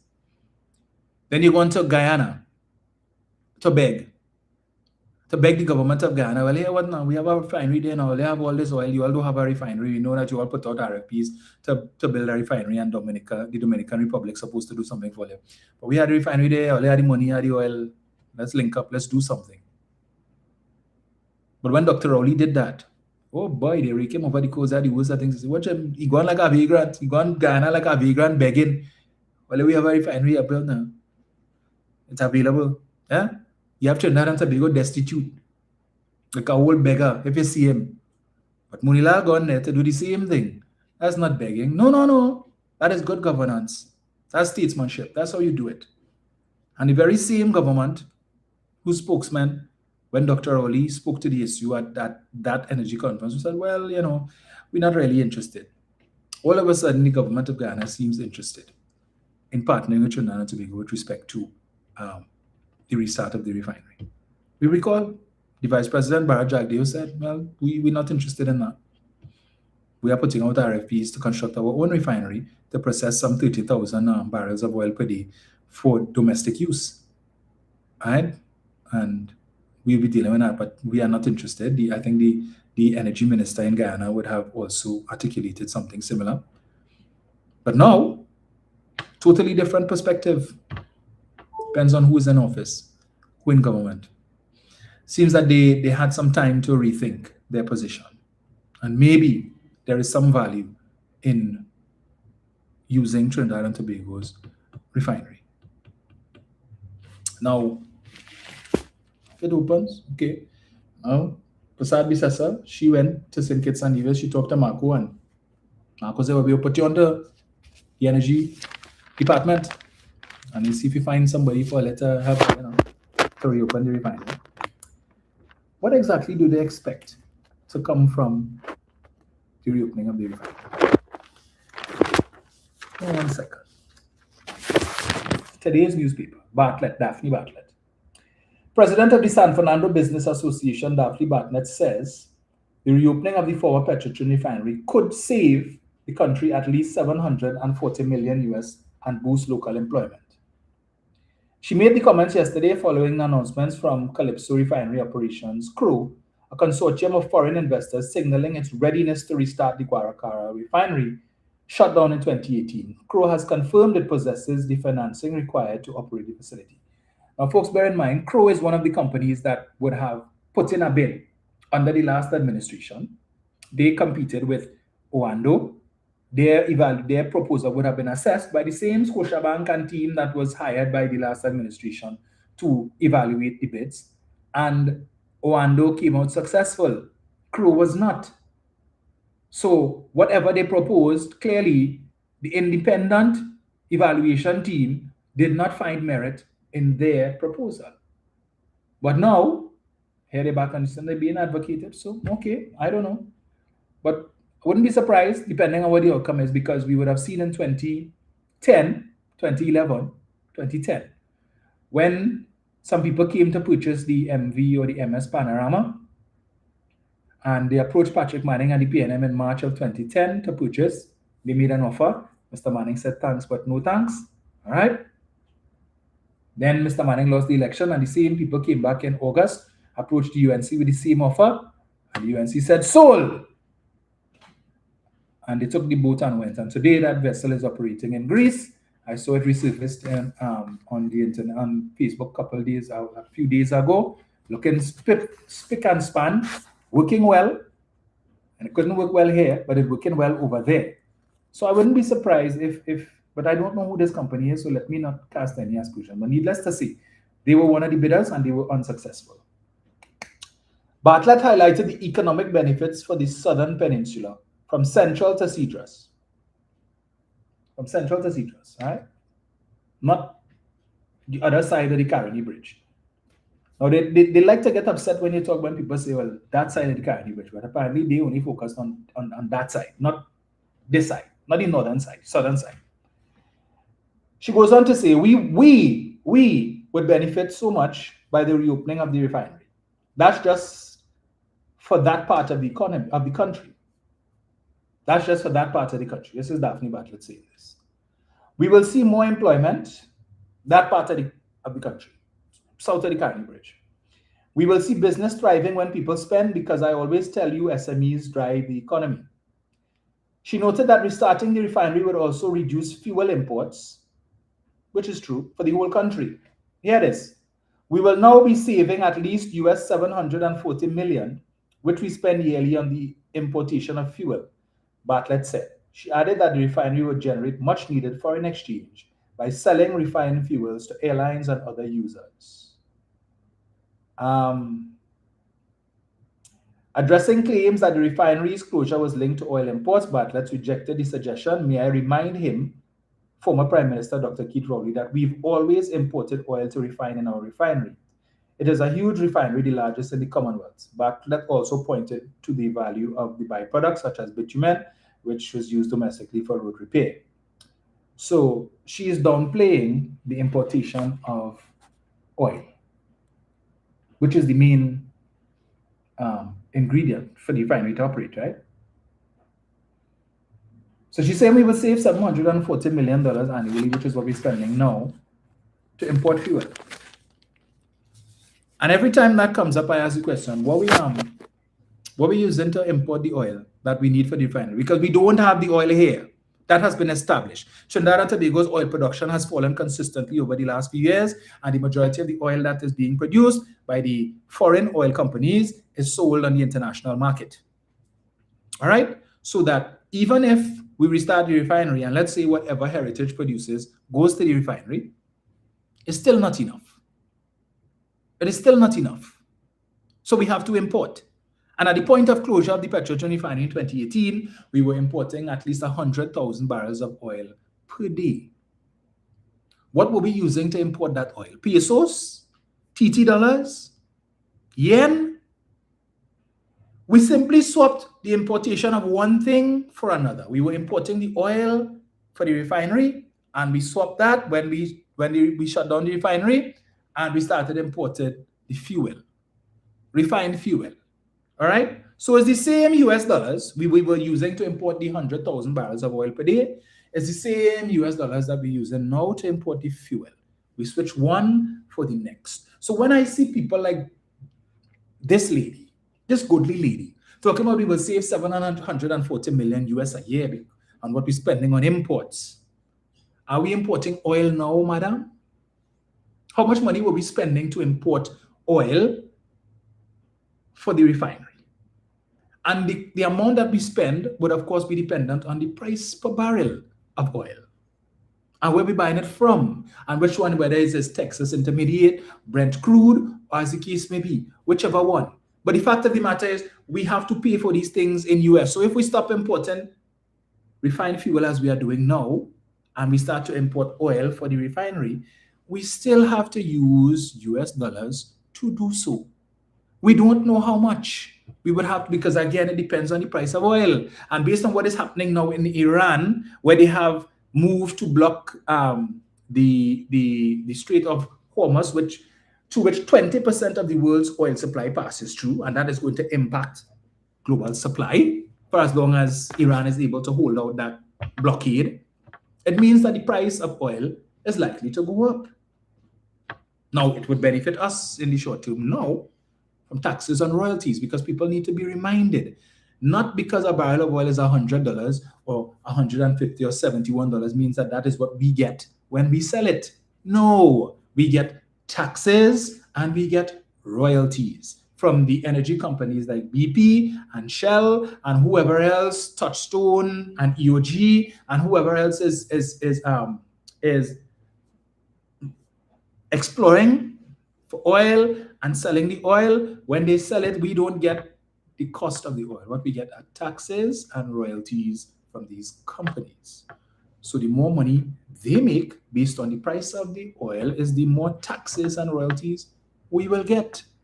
But let us not forget that the last time this administration was in power, in an attempt to get these energy companies to come and invest their money here and to look for oil and look for gas, they gave them sweetheart concessions and tell them, here what, come and look for oil, come and look for gas, and whatever money you spend to look for the oil and look for the gas, you can write it off against whatever economic rents you would have had to pay us from what you currently make. So if you spend $100 million to drill a well, you can write off that $100 million against whatever royalties and taxes you owe us. It is an incentive. So come and look for oil and gas. And you don't have to pay us. And these concessions will run into 2024 to 2027. They are back in power. And they're desperate. Desperate. Because they have no diversification plan. For years, Ralph Marach cussed Rowley and Stuart Young and Imbut every week in his column, cussing them. Well, of course, not the use of profanities.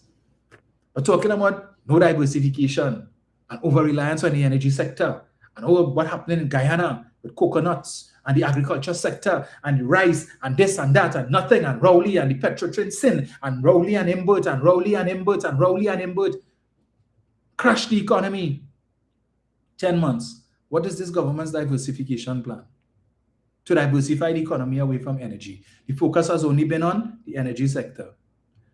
So from day one, we're going to establish relationships with Guyana and Suriname and Grenada. We're going to Grenada to look for oil and gas. What happening there? They give up on that? We're going out with Suriname. We give up on that too? But we know we're hoping that Guyana will come and invest some money and restart the refinery, or if we get somebody else to restart the refinery, that maybe they might be able to purchase oil from Guyana. But with what is happening now in Venezuela, where they are open for business, we are seeing that some of the restrictions have been relaxed, right? Sanctions have been relaxed, and energy companies are now allowed to go into Venezuela and do what they can to revive the energy sector there. There are a possibility that whichever company gets to reopen the refinery may be able to purchase oil from Venezuela. And we saw that there were 2 licenses issued, the 2 OFAC licenses, the general licenses. I think it's 49 and 50 or something like that recently. And the impression given by the Prime Minister of Trinidad and Tobago, the government of Trinidad and Tobago, is that these licenses somehow were specific to Trinidad and Tobago. In fact, Rudal Munilal, in response to Stuart Young, put out a post suggesting, given the impression that I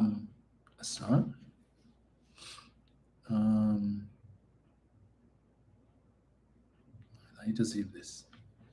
Right.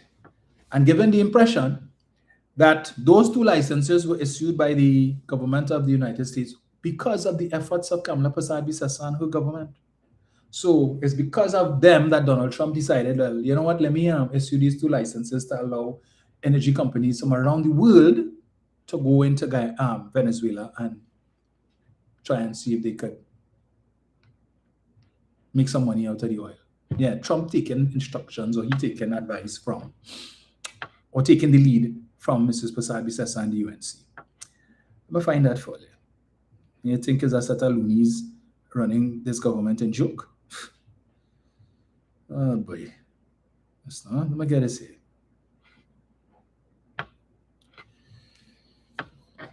Never a dull moment with these people, boy. I wouldn't read the whole thing. So, where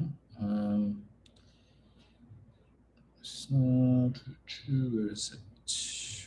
All right, coming up again. So, where is it?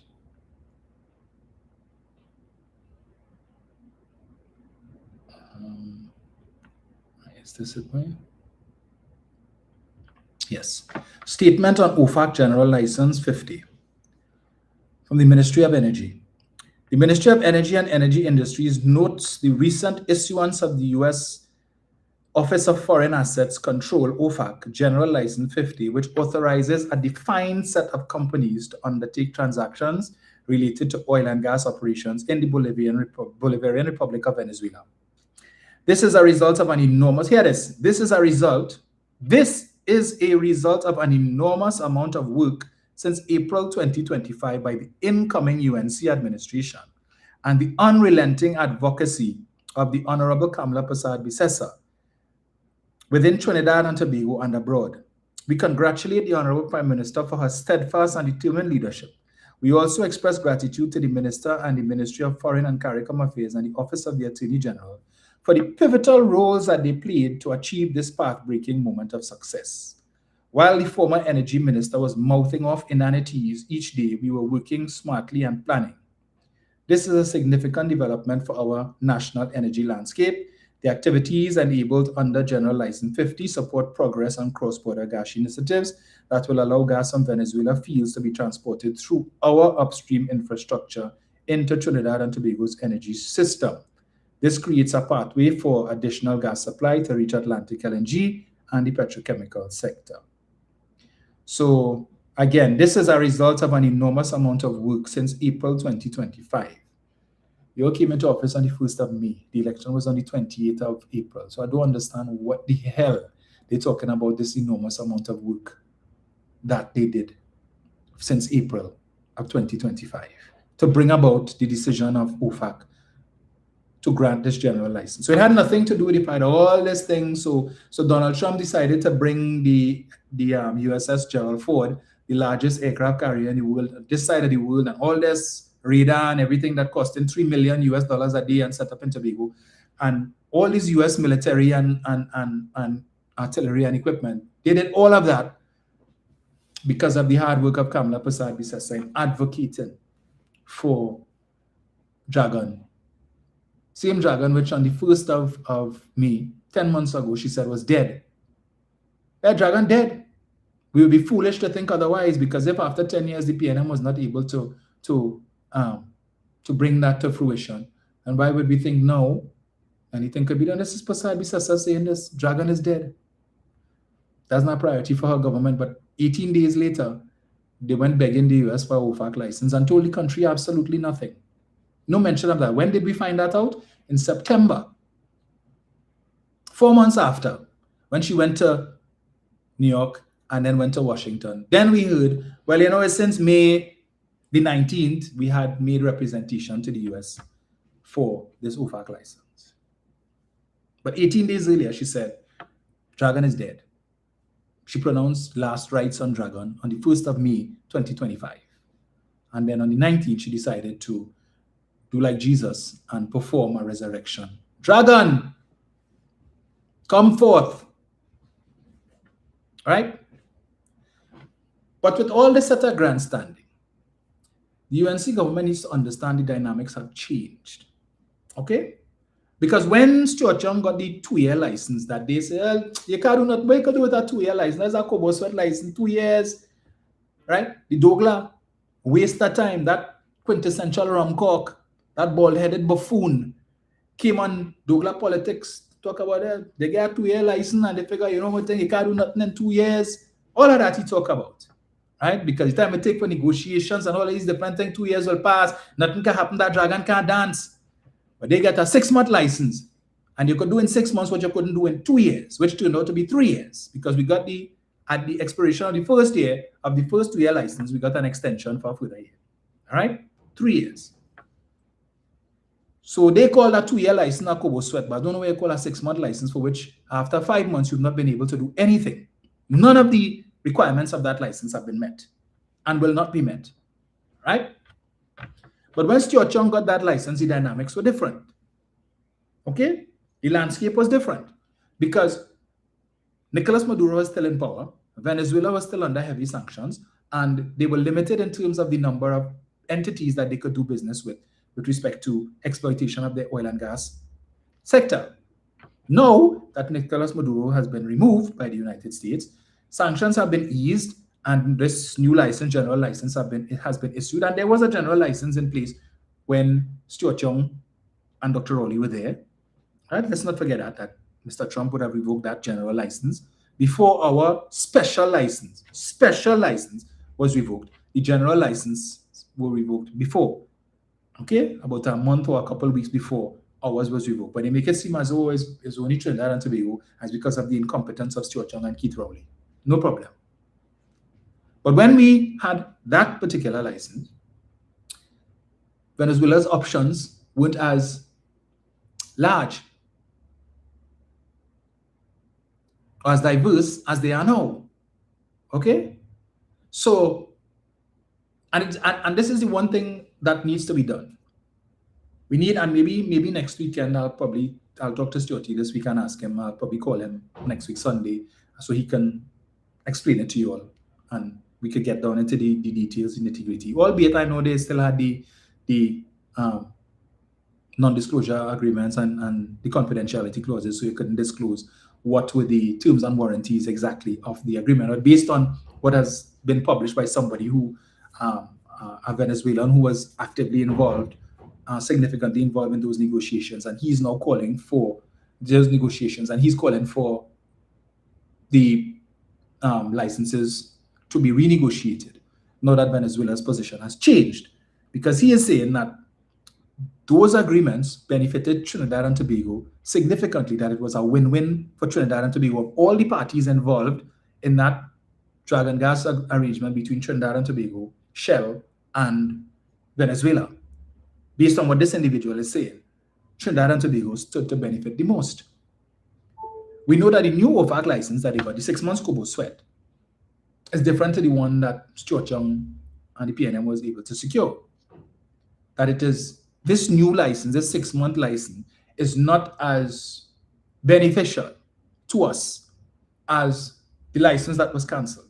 And that is perhaps part of the reason why that old license was cancelled, because under Joe Biden, the US was not as interested, perhaps, in benefiting from that arrangement as Mr. Trump and his administration is. So we would have seen that a number of companies, based on what was reported, this new OFAC license that they got, the 6 months Kobo Sweat that is due to expire anytime now, that there were a number of entities, US companies, mentioned in that are part of that arrangement that were not there under the old license that was cancelled in March of last year. The US government now stands to benefit significantly from that Dragon gas arrangement. Now, I am no energy expert, but based on my limited knowledge of that situation, that there was supposed to be some sort of profit sharing arrangement between Trinidad and Tobago and Venezuela. All right? Now, what presents itself, because there is no official from government of Trinidad and Tobago who is liaising with Venezuela right now. All negotiations, if they're taking place, is between Venezuela and Shell, Venezuela and BP with respect to Coquina Mannequin and Manatee, right? And with respect to Dragon and Shell.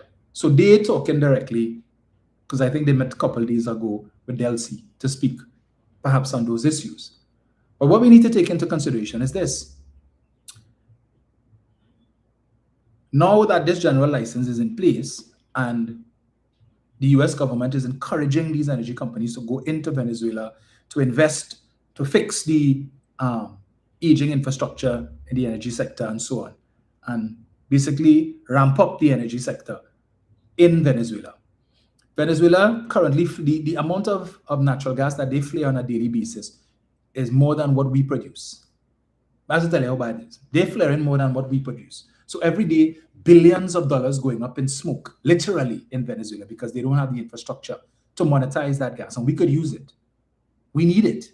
But they're just flaring it. Right? They need the money. They're in debt. Their infrastructure is in a mess. But if perchance Delcy says to Shell or BP, here what? Dragon is ours. Right? Loran is ours. Manatee is Trinidad side, Loran is our side. And Dragon belongs to us. We entered into an arrangement with Trinidad and Tobago to exploit Dragon for our mutual benefit because of the relations that we had with the government of Trinidad and Tobago, right? Good with Stuarty. Keith came, he met with Maduro, and then did the conga, right? And they would benefit. You see, the UNC supporters don't understand the benefit in that gesture of doing the conga line. So they like to poke fun at it and laugh at it. And Rowley went and he do conga line with Maduro and Kamala didn't have to do that.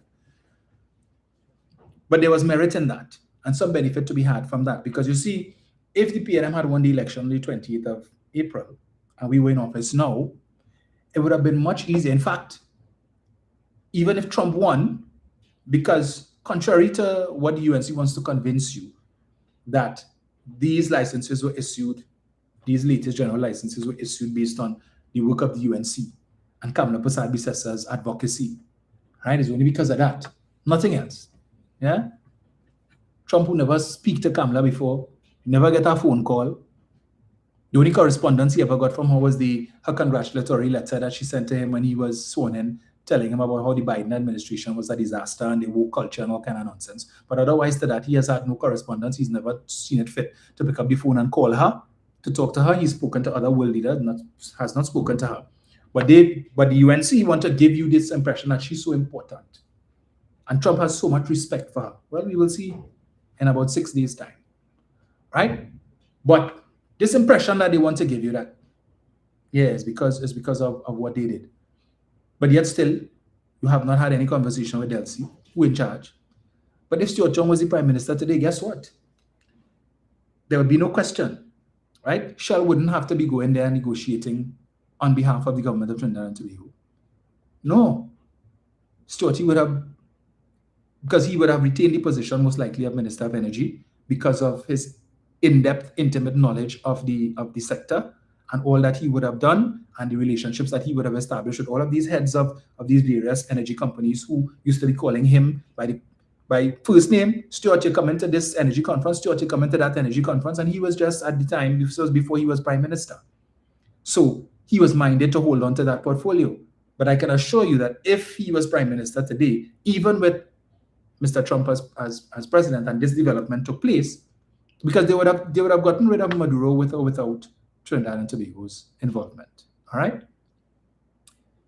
Stuart would have been able to pick up the phone and talk to Delcy.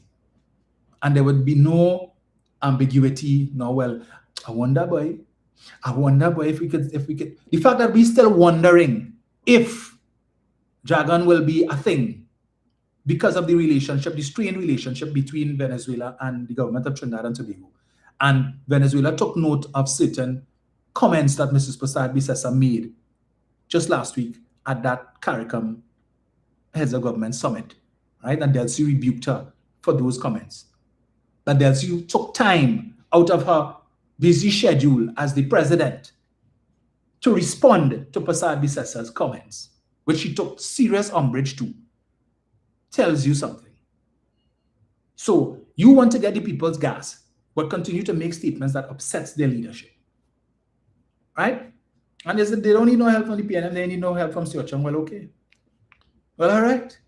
Because I'm sure Stuarty still has that clout and he could have picked up the phone and called Delcy and say, look, we need this thing, whatever. And I suppose they would probably oblige because that is the good relationship that they would have had. So the 13 times that he went to Venezuela that the UNC had issue with and talking about how much money he spent and all kind of foolishness, and there was merit in that. It's not just about, it wasn't just transactional. It was building relationships. So I put it to you that if Stuart Chung was still the prime minister today, he could do what Kamala can't, which is to pick up the phone and call Delcy. And I'm sure even as just the member of parliament for Port of Spain, North St. Anne's West, he could still do that. he could still pick up the phone and have a conversation with Delcy. Kamala and all her glory and all the thing that she's so big and she this and that, looming large. She cannot do that. Because if she could have, she would have done it already. Munilal can't do that. None of them in that administration could do that. This is why we're still wondering. We think we could get you a Dragon Boy because, okay, the license is sued, but there is still the issue of Venezuela. You still have to deal with them. Dragon belongs to them. And this is something the supporters of the UNC don't understand. Dragon belongs to Venezuela, not us. They were doing us a favor. We have the infrastructure here to monetize the gas. Shell has significant ownership in the infrastructure. But what is facing us now is that even if Shell somehow is able to negotiate with Venezuela, the door is open for them to renegotiate what previously existed to our detriment. And so we are facing a situation where we may very well go from from benefiting from a profit sharing arrangement to we just being used as a processing hub and they pay a fee to use the infrastructure. That's it. But the government of Trinidad and Tobago having no shareholding in that arrangement. So it would just be something between Shell and Venezuela. And given the strained relationship between our two governments, there is no impetus whatsoever on the part of the Venezuelan government to even look our way again. Because at the end of the day for them, it's just about making money to develop the people of Venezuela. And if they could do that and cut out the third party, which is Trinidad and Tobago, there's more money for Venezuela, more money for Shell.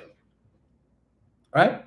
And so we cannot discount the value of that interpersonal relationship between Stuart Young, Dr. Keith Rowley, and the then government of Venezuela, of which a significant number of persons are still in government today, that they may have been minded to make that arrangement based on that relationship.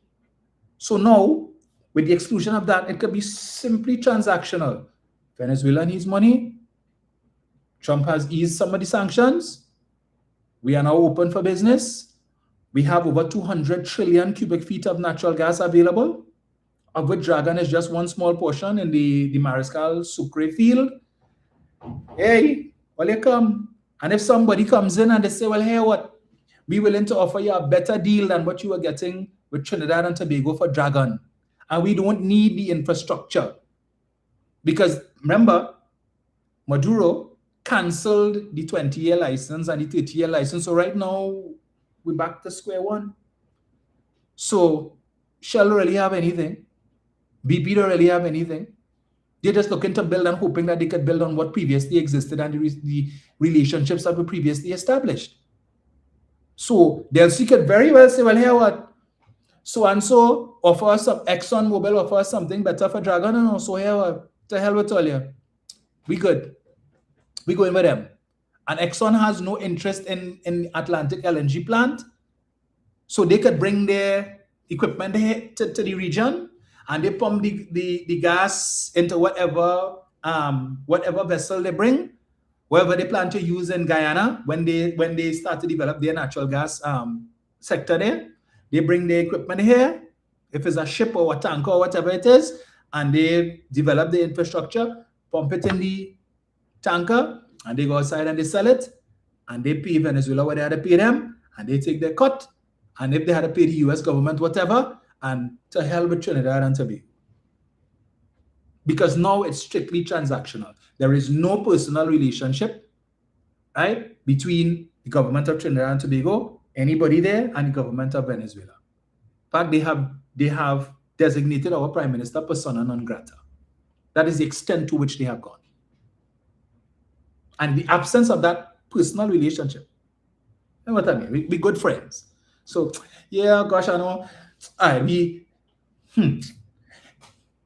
willing to honor the old agreement that we had because Stuarty, you're a good one.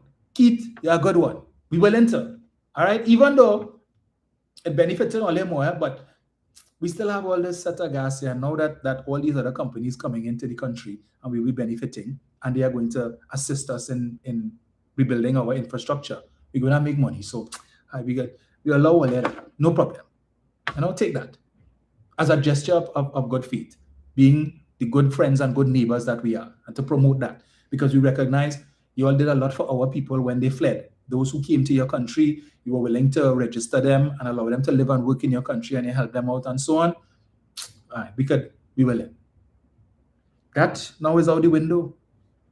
And look at what is happening now, what happened yesterday in Iran, where the US would have engaged in the incursion and they would have killed the Ayatollah and his daughter, his son-in-law, his granddaughter. We saw some school where some 80-something or 90 schoolgirls have been killed. So far, that is the death toll. And others, it's been reported that some 3 US citizens were killed as well, so far. But Iran responded by bombing several other installation sites in several other countries in the region, in Dubai, in the United Arab Emirates, and other places. All right, I think in Dubai they hit one of the Burj hotels, which is one of the main hotels there. But these countries had nothing to do with that incursion. But Iran decided to send a message. Iran decided to hit US installations and US radar sites in some of these countries. And so we are now seeing playing out what could have happened if Venezuela had decided to respond in the same way that Iran is now responding, right? And there have been successes. Iran has also bombed some sites in Tel Aviv in Israel as well. So the big Iron Dome that Israel boasting about wasn't able to capture all of Iran's missiles. Yeah, they were able to down a few and stuff, but still, we're seeing damage took place. Iran has been able to do some damage. And so while the supporters of the UNC want to say, oh, the PNM was talking about war and we could get bombed, and if anything happened and nothing happened because of the way that the US was able to execute that particular enterprise in Venezuela.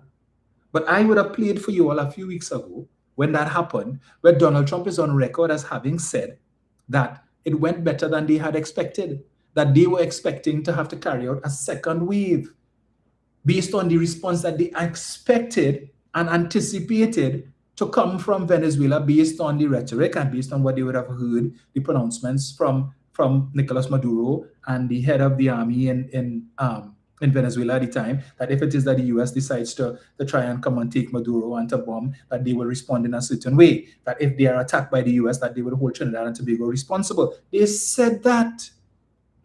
And it seems for some reason they were caught unawares. And so the Venezuelan military didn't respond in the way that Mr. Trump and they expected. So even the intelligence of the United States suggested that there would have been pushback, that is why the radar was set up in Tobago, right?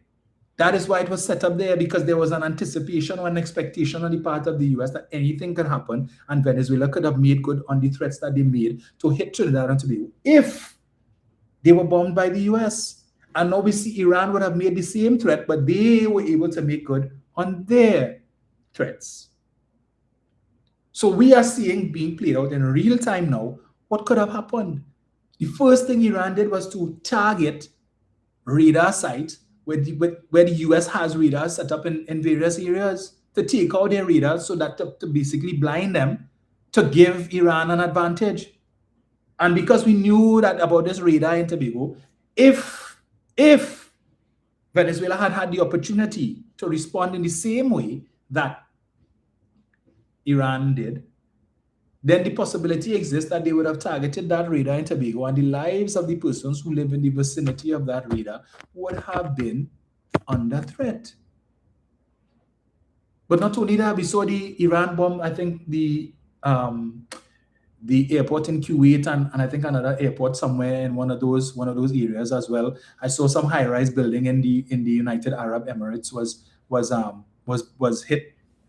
And from what I understand and from reading some of the comments, they continue these incursions today, because not everybody in Iran is pleased with the death of the Ayatollah and his family. In fact, I've seen videos with thousands of citizens coming out mourning and calling for death to the US, and death to Trump, and death to this one, and death to Netanyahu and all of them, right? That could have happened. We are fortunate that Venezuela, for whatever reason, didn't respond in kind. whether they were caught unawares. We hear and talk that there was some arrangement between the US and certain high-ranking military personnel in Venezuela, which contributed to the lack of conflict. But we dodged a bullet, or we dodged a rocket. And we are seeing how it could have played out now. And we're not as big as some of these other countries, the UAE and all of them who getting hit. So we're fortunate that did not happen. But it could have. And as the saying goes, sometimes it's better to go on the side of caution. But when your government was hiding all of these things, and now Mrs. Prasad-Bissessar says, well, the radar will be gone by next month, which is this month, because we are now in March. All right? So all the defense for this radar now, it is gone. So we can assume that the radar wasn't about finding the drug boats, as we were told by your government. It wasn't about finding weed in the Caroni swamp. Because if that was the true intent and purpose of the radar, it would not be leaving this month. The US would not be dismantling the radar and going back with it.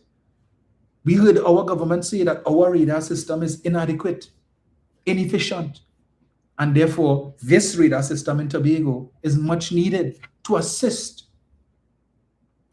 what we have, our own assets. It is needed to support.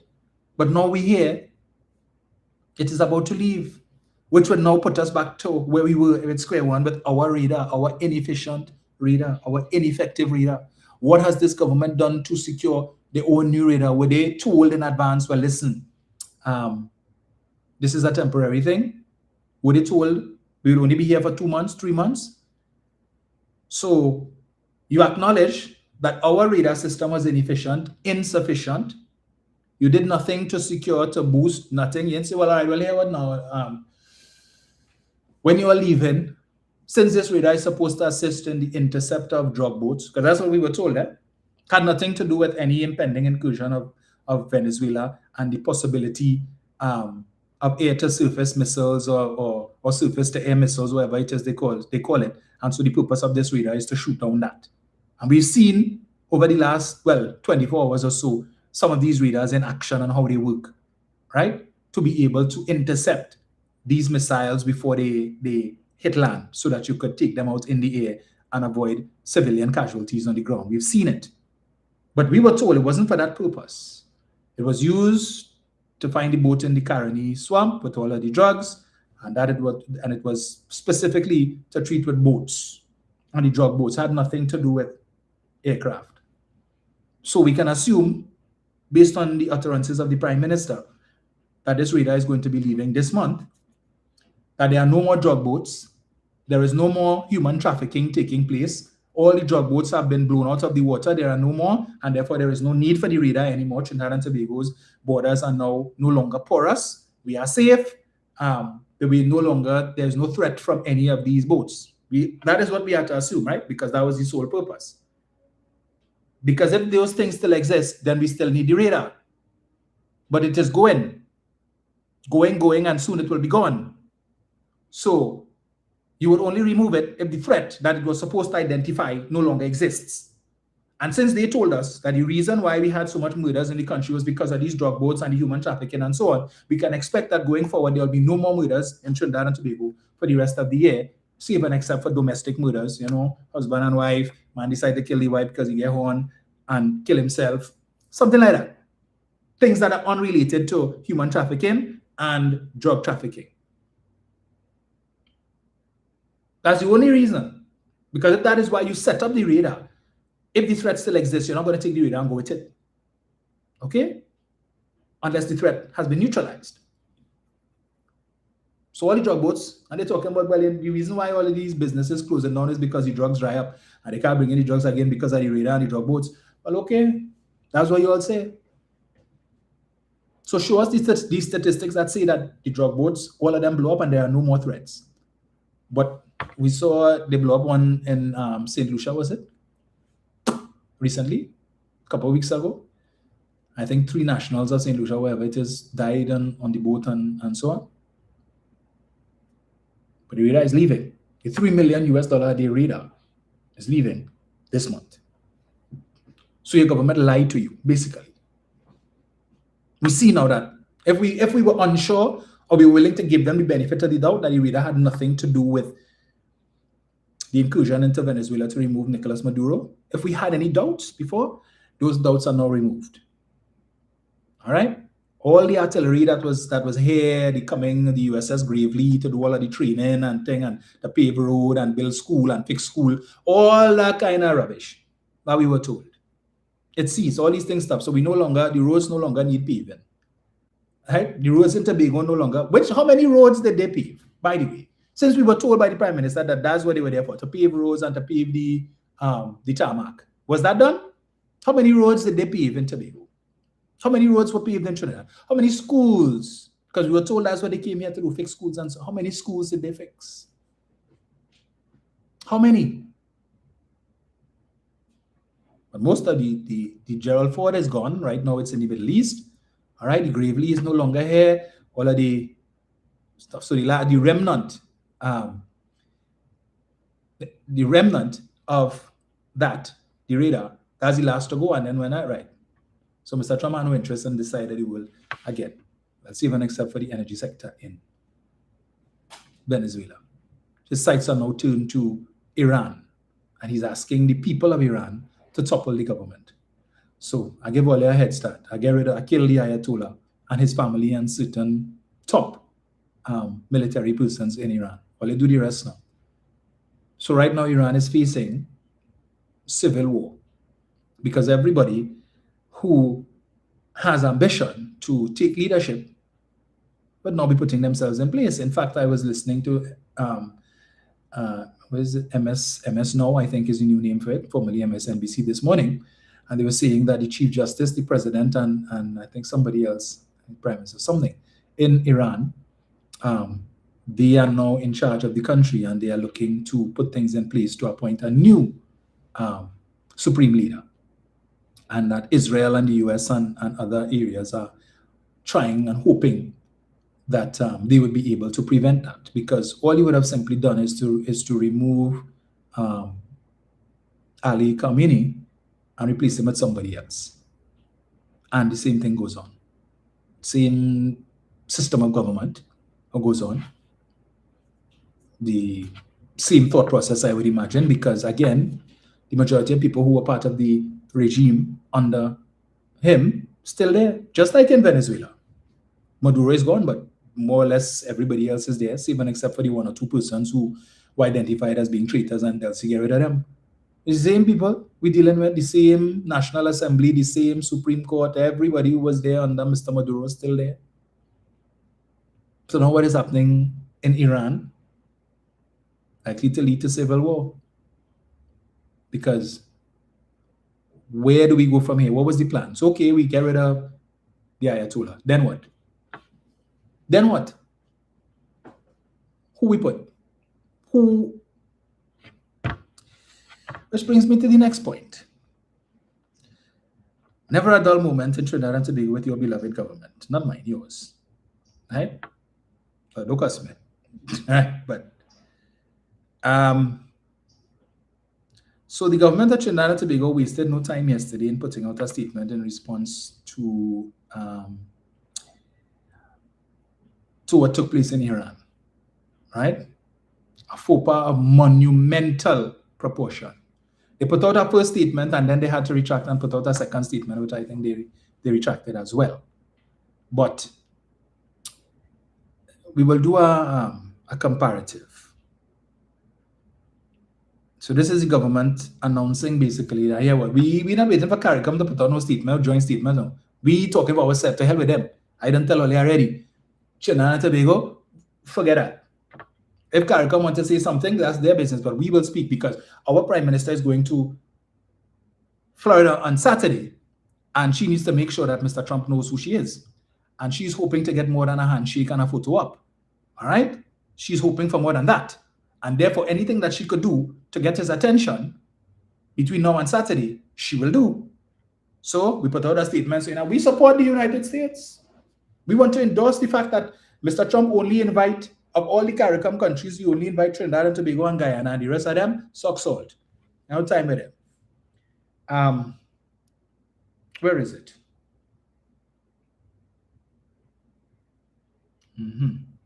Was this the first one? Well, that's advisory number 2. Let me see if I get advisory number 1.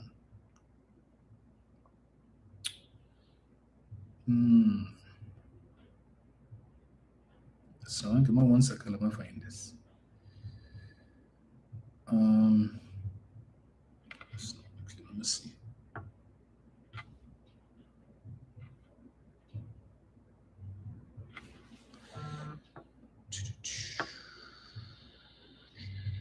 Give me 1 second, folks. I'm gonna find this here.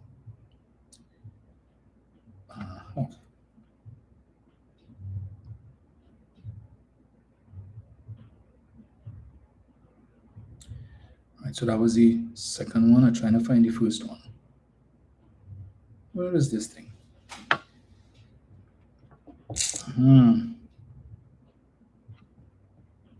All right, so I only see the second one, but I'll find the first one.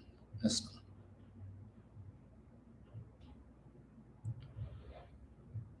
So let me see here. Eric, send me that now. I know you're a man, you always have them thing. I'm looking for the first communique that the government put out yesterday. The one that they retracted and replaced it. The number 2. But I see number 2 for the moment, so I'll read that one first then, until I get number 1. Send it from Eric or Jenny if you have it.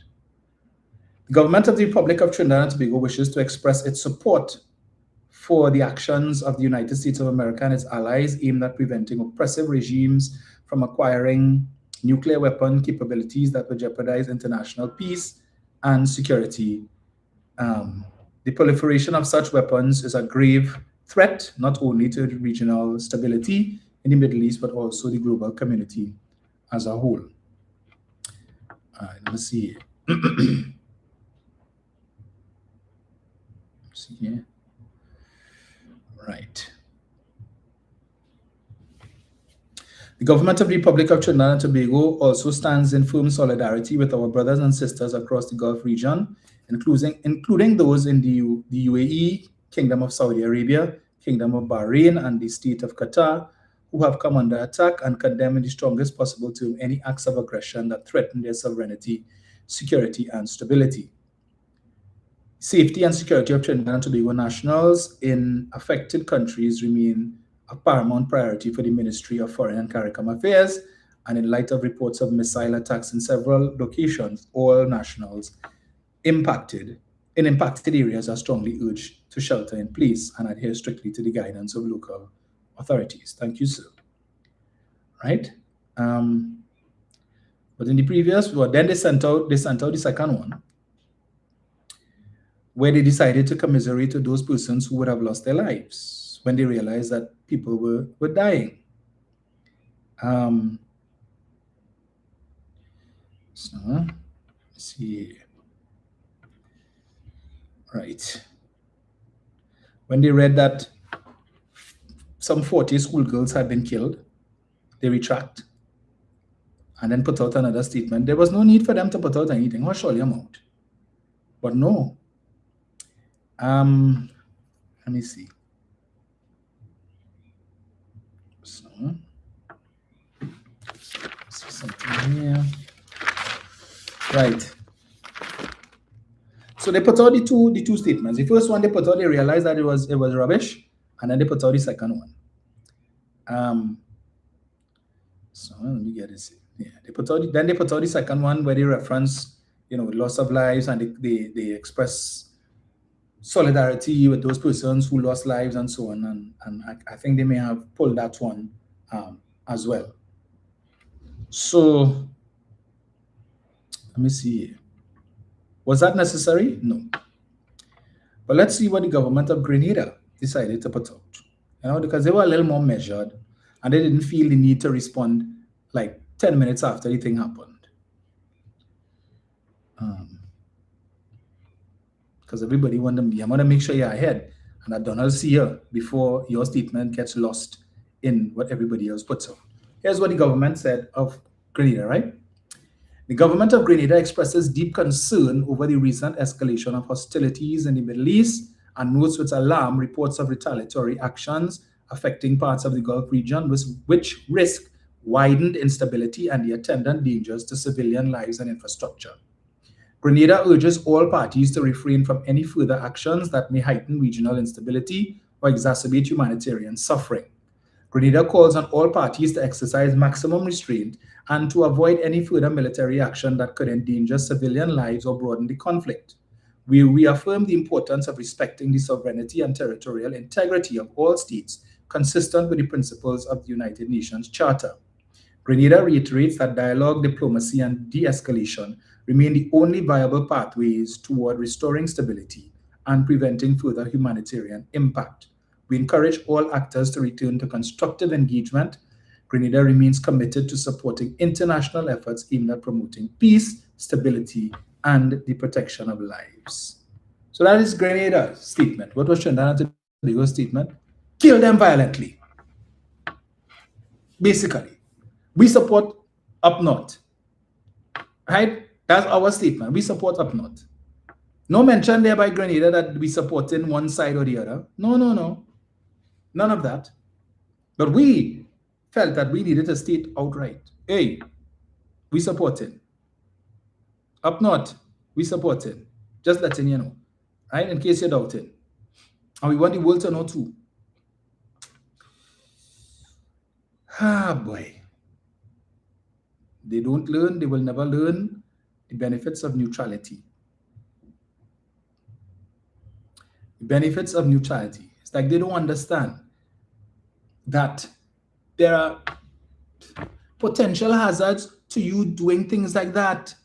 You might think, well, okay, we are thousands of miles away from Iran and thousands of miles away from the Middle East, and so therefore we don't have to worry about any missiles. Okay, what you need to be concerned about is that we are part of the global village. People travel. Okay? Look at what we saw, what happened in the United States in 9/11.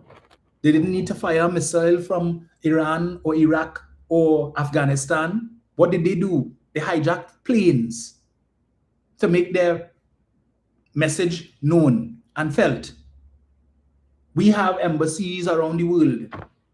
And if it is that you, as the government, put out these kind of things, and why is this thing, right? And you put out these statements saying that you support it and this and that and whatever.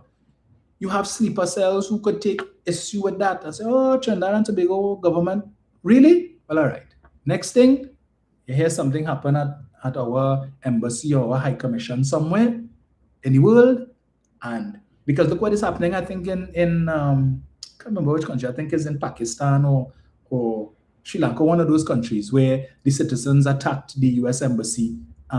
You saw them, I said the citizens pounding on the door and destroying the windows and all kind of thing taking place in these countries because of what has taken place. So while you may figure we're miles away, thousands of miles away, and so we are safe from any direct hits, you have to understand we have interests around the world. And if these people feel, well, okay, we're targeting those countries that are supported. Hush your mouth, you want to support, you do that when you go to Miami on Saturday. If you get to talk to Donald Trump for 30 seconds, or in the 15 seconds you get to shake his hand, assuming that you don't break your wrist or dislocate your shoulder, you could tell him that. Nobody needs to know what you said. You could tell him face to face your support. Write it and send it. Send it to the US embassy. Right? Send it directly. Send an email to Marco. You could do that. But you want to publish this thing and post it out. Yes, we want the world to know that the government of Trinidad and Tobago support. But Grenada taught them a lesson in how it should be done. Right? While one country is advocating restraint, another one talking about it. Give them performance. Give them performance. Kill them violently. And you have people supporting that. Right? We continue to advocate for neutrality. Okay? Innocent lives. I saw a video last night with a man holding the arm of one of the girls that was killed. Her arm blown off. And he's there crying and saying, look, I'm here, and holding it up. But we know this is a government that believes in, what's the term that was used by Elder? Collateral damage. Let's focus on the bigger picture. Yes, there will be some loss of life, but that's part of war. War has casualties. Yes, it's unfortunate that these 40-something or 80-something girls lost their lives, but let's look at the bigger picture. Millions of people have been liberated. Let's focus on that, not the negative side. All because we're trying to get the attention. We want to bend the knee. Well, anyway, you go ahead, Pastor Sister. You bend your knee. You know what you're hoping for, what you're hoping to get. And this is just a government about one-upmanship. It's about the PNM did this, and we want to show that we could do it better. And even if it means we have to lie about it, so Trinidad and Tobago was removed from the EU blacklist or the grey list, right? And make it seem as if that only happened because of what you all did in the last 10 months. But all the work that was happening in the previous years coming out of the statement from the EU, which identifies and singles out the amount of work that was done over a period of years. But the UNC and the supporters would have you believe is only because of what they did, the little to nothing that they did in the last 10 months is why we were moved from the list. They wouldn't speak about how they tried to scuttle the efforts over the last 5 years or so to fix the problem when legislation was brought to the parliament and Imbert had to beg them, hey, support the legislation because this is needed for us to come off the list. Had to beg them to support the articles. I just don't have the time to read it today. But kill Tanku there. This man, it is impossible for Dave Tanku to come in the parliament and give a statement without telling us about the last 10 years and under the PNM and the last administration. If Tanku talk for half an hour, 27 minutes is spent to talk about the PNM and what they did and 10 years that they were in office and the incompetence and the this and that, the last administration, and 3 minutes is to tell you what they did. Like he still hasn't gotten the memo that they are in power now. For the last 10 months, he and Khadija Amin obsessed with the 10 years of PNM governments. But for the last 10 years, they were the ones complaining, Everything is blame Kamala, blame the UNC. Blame Kamala, blame the UNC. Blame Kamala, blame the UNC. In fact, during the general election, Kamala had a document she used to hold up ever so often. The PNM playbook. Page 1, blame Kamala. Page 2, blame the UNC. Page 3, blame Kamala some more.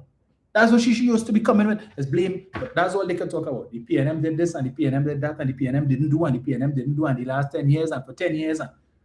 You all said you had the solutions, you would fix it. But we see nothing being done to fix anything. The only thing they have fixed is themselves. That's it. What have you all fixed in the last 10 months? What? The roads are still in a mess.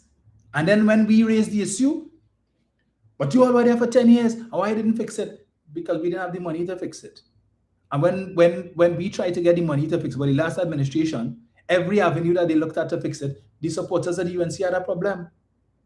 Don't take money from the Heritage and Stabilization Fund. Don't borrow any money because you're increasing the debt to GDP ratio and incurring debt that our future generations will have to pay. Don't increase any new tax. Don't bring any new taxes or increase any existing taxes to put the burden on the citizens to have to pay to fix the roads. So don't do any of those things. So where you all wanted them to get the money from? To fix it. All they wanted the roads fixed. But every avenue that the government had available to them to get the money to fix it, you all had a problem. Now you're in office and you're realizing what the problem is. And you have UNC MPs who are now complaining. I wouldn't call their names because I had those conversations with them in confidence, right? But suffice it to say, they complain now. They're in office and they feel because you're in office and you're in government that you could just fix the road just so, and they don't know that that's not how it works. Because you all gave them that impression when you were in opposition that is how it works. Now the shoe is on the other foot. You all in government and complaining that your constituents are on your back because the road ain't fixed and you all there for 10 months and you promised to fix it. You said put you in office and you will fix it. Now you realize that it's not as easy as you thought it was to fix and you're vexed. Do vex? You all promised. When we were telling you those promises are unreasonable, right? No, don't bother with them. The PNM lacks the political will. Okay. So what you are lacking? You all have all the power. We have none.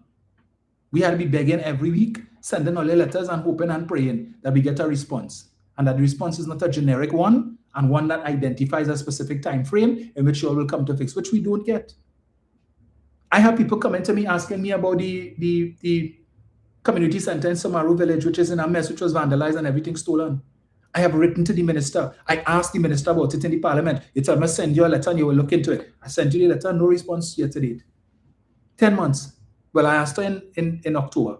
So we're looking at about 5 months. No response. Meanwhile, the community of Samaru village, they need a space. They have people there who are willing to teach things and to engage the youth, and not just the youth, but the young and the young at heart. But they need a space, and the space there right now is in a mess. Well, they have no time with me. They have no time with PNM constituencies, and figure that by ignoring us, that somehow that is going to improve your chances or possibilities of capturing those constituencies come the next general election. I don't support that type of governance, whether the PNM in power or the UNC is in power. It is wrong, it is wrong, it is wrong. Because once you are in government, you have control of the public purse, and the money is for the benefit of all citizens, not just the constituencies that you have control over. I am not saying that the PNM, that's how they operated when they were in office, but if that is how they were operating, it was wrong, right? But the UNC constituencies benefited. In fact, I have some parliamentary colleagues who complain that even from the Manning days come forward, a lot of things were being done in the UNC constituencies at the expense of PNM constituencies. When you look at Chaguanas, look at their borough corporation building. When Mr. Manning and the PNM decided that they were going to renovate and build new buildings for all the corporations, they decided to start in Chaguanas. They have one of the best buildings up to now in Arima. The corporation can't get back the building, the council building as yet. Funds owed to the contractor. Right? That's where we are. That's where we are. But your beloved Prime Minister, I'm sure he's probably picking out outfits right now for her trip. I should probably leave on Friday. I think because if the meeting is at 12 o'clock on Saturday, and I know she don't like to get up early. So she probably leave Friday so she could get a good night's rest. And to head to the hotel to get her photo up on her handshake. Hopefully she will get more. I want to tell UNC supporters, we in the PNM, we have no issue with anything the government does or achieves that could benefit the country. That's how you all think. Right? We don't have that problem. Because we are citizens here, and we don't only think as politicians, we don't only think as members of parliament. Because when we drive in on the road, the same roads you all drive on, the same roads we drive on. We go to the same grocery and we face the same food prices. We go to the gas station, we face the same prices, the same facilities. Everything that you all use is the same thing we use. Right? The only thing different is our jobs. And okay, maybe our, what we get paid. But that's about it. So, you think we don't complain when we go to the grocery store and we see certain prices too? We do. Because when we swipe our card, the machine doesn't say, hey, member of parliament for so-and-so, give him out 30% or 40% discount. When we go to the gas station, when we go and put our card in the machine, or we ask for X amount of dollars in gas, they don't say, hey, you're the MP for so-and-so? Yes. Oh, okay, well, it's free. That doesn't happen. We pay the same thing as everybody else. Okay, just saying that. So if this government does something that benefits the country, we not vex. At the end of the day, come 2030 or whenever the election is called, it is left up to you, all the citizens, to decide if you want to give them another 5 years or not. Or if it is that you would like to give the PNM another 5 years, right? You might say, well, all right, let me look at the teams. Let me look at who are the new players in the PNM. Who are the new players in the UNC, if it have any. Most likely the UNC will be going into the next election in 2030 with a new leader. Most likely. Or if Mrs. Prasad Bisasa feels that her popularity could get them over the finish line and then maybe step down after that. I don't know how they're going to do it, but we will see. But the decision is yours. But the fact of the matter is that when I could get my counselors messaging me to tell me people suffering mental breakdown because they're at their wits' end, they have no money, they don't have food. This government is hiring people and not paying them. This program for the upkeep of public spaces that was launched in the middle of December last year, 6 fortnights.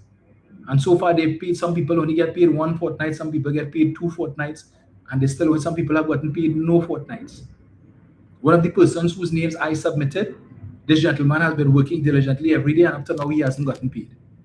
So on Friday, he asked me if I could take him down to, because he's been inquiring, they tell him go down to Kent House, head office, and make inquiries. So I dropped him off. He's not familiar with Port of Spain, that area, so he went. After sitting down there for 2 hours, only to be told they can't find his checks. How? Not 1 check missing, not 2, 3 checks missing. And this is supposed to be an efficient ministry. And you tell any man you can't find his checks. And, well, when we find it, we will give you a call. So what is he supposed to do in the interim? What is he supposed to go home and tell his family? Well, they say when they find the check, they will call me. When will that be? No idea. But he's still expected to turn up to work until the program ends, right? No regard for how much money, wherever he's been getting money to travel for the last few days. In fact, he had no money. So I had to give him money to travel back home. None. And there are others like that. Somebody sent me a screenshot of a WhatsApp message they sent to Khadija, because they hired 2 sets of people. Okay. The second program where they hired some people just for the 1 month for Carnival. Good day, Miss Hamid. My name is so-and-so, and I'm from so-and-so. I was part of the 1 month Unkept Spaces program, which has come to an end today. We was told, I read it exactly as it is, right? We was told that we would have been paid by March 2nd. Now I'm hearing we have to wait 3 weeks to be paid. Can I ask why is that? Because it is really unfair to us as the workers, which most of us had to borrow from friends and family to make on our morning. It had days where I myself had to walk to and from work. Do you think this is fair? What should we tell our loved ones? Looking forward to your response. What was Khadija's response? It usually takes about 2 weeks to process pay. Person then goes on to ask, would there be a continuation of the program by chance? No response. So you know that you launched this program. You announced with great aplomb, we'll have this program for 1 month to clean up space for Carnival and so on. Okay. So you know the people have to get paid, and they're supposed to be paid fortnightly. This is not a monthly thing. You now come and tell people at the end of the program, it takes 2 weeks to process the pay. Why didn't you start that process at the end of the first fortnight? Since it takes 2 weeks, so that at least they could have received 1 fortnight on the 2nd of March and then the other fortnight after that. Or you might have gotten a little leeway because whoever you pay them might have been able to carry them for a little extra until they could get the second one. But this is how this government that loves people. Half of me belongs to you, the other half I give to you. There have been prime ministers before me and prime ministers after me, but none would love you as much as I love you. Hiring people. You heard what the guy said. Yeah, they had to borrow money from family and friends to make it on a daily basis. Some days he had to walk to and from work. He isn't the only one. He isn't the only one who has had to go through that. Some of them borrowing money from money lenders so that by the time they get paid, the majority of their pay go into the money lender in interest. So what was the point of it? These people, instead of taking them on this program, they could have gone and done their hustle. They could have probably got a little work, a little end, as they say, as a laborer, building a house or something. At least they would have been sure at the end of the week they're getting paid. But this is the government, right? As parliamentarians, we got paid Thursday. Khadija got paid. She got paid as a member of parliament and she got paid as a minister. Kamala got paid as a member of parliament and she got paid as prime minister. As the Attorney General told us on Friday in the parliament, he and the and the Minister of Finance, they get a little more than the other ministers, right? Not as much as the Prime Minister, but they still get a little more. You know what? Both salaries went into their account. It was there on Friday morning or Thursday morning. It was in their account. But these folks who are not fortunate, like the Attorney General and the Minister of Finance, to probably have money sitting in their account, several accounts and credit card and all this kind of thing, so they don't have these concerns.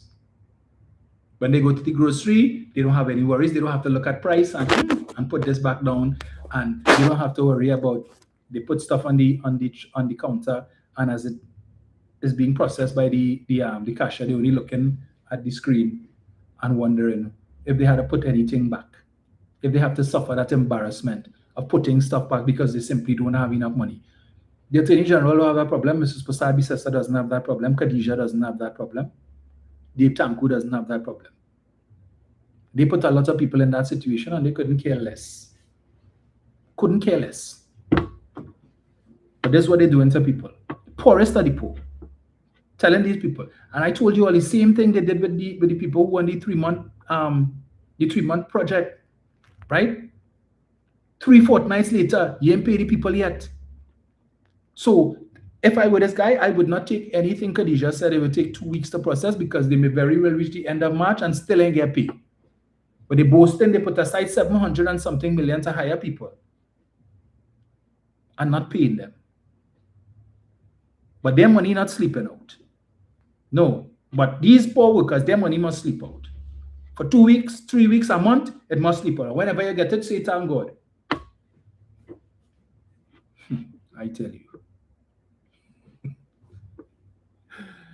Oh Lord, Slimy Show is saying fill up your gas tanks. Well, if the price of oil goes up, we know what's a go on. But all who think that is a good thing, because if the price of oil go up, well, yeah, the government can get money.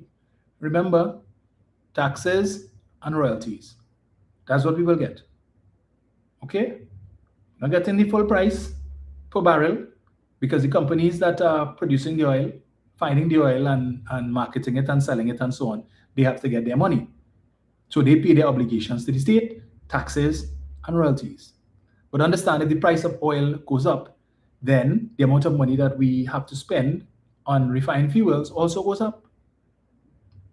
So while you may not necessarily pay it at the pump, the government will have to pay an increased subsidy, which means that any benefits that we may get from higher taxes and royalties from an increase in the price of oil is going to be eaten up by subsidies that the government has to pay for the higher price of fuel. And even if we had a refinery, we would still be in the same monkey pants, because the government would have had to import the oil at the higher prices, and they would still have to pay the same subsidy from the cost of production. So this is for the benefit of the fully duns who want to say, well, if we had a refinery, we would not have to pay. No, it's the same thing. They would have had to spend the money, the higher price for the oil. And the margins per barrel would have been the same thing. So the government would still have incurred the same increase in subsidies anyway, which would have eaten up any benefits that they may derive from the higher oil prices. Okay? For the benefit of the fully duns. Now, the $1 decrease that Tanku gave you all in the price of super, if the price of oil goes up significantly, such that the government is now paying a subsidy on, because you, based on what Tanku was saying, you were being overcharged. You were being paid up, you were being charged a premium, because what you were paying at the pump was more than what it was costing the government to purchase a liter of super. If the price of oil goes up and the cost of producing super goes up, it means that that $1 that you were paying, that you benefited from, is now going to be eaten up, and the government is now going to be paying a subsidy. So the price that you would be paying at the pump for super will now be less than what it actually costs, and the government has to make up for that shortfall. And if the situation persists and the subsidy works out to be too much, then Dave may have to come back and take 50 cents from that and increase it by 50 cents, or take back the $1 that he gave you all and tell you, well, it's because the price of oil went up and the cost of fuel, and then he'll give you some cock and bull story. But if we had the refinery, BS. But he know he could sell that loot to the fully duns. The rest of us, we know better. Okay? So don't be surprised if your $1 that he gave you last year is short-lived. Come and take it back, and they don't care. With all the fines that they dropping on your backside. Yeah? Because, hey, we got thief as much as we could in the 5 years that we did, and if we lose in 2030, well, we good to go. Pockets deep. Yeah? And if we end up in opposition, we still getting paid. So, whatever salary we get in opposition plus what we thief for the 5 years, neither here nor there to some, we don't have the headache that comes with governing. Okay? So,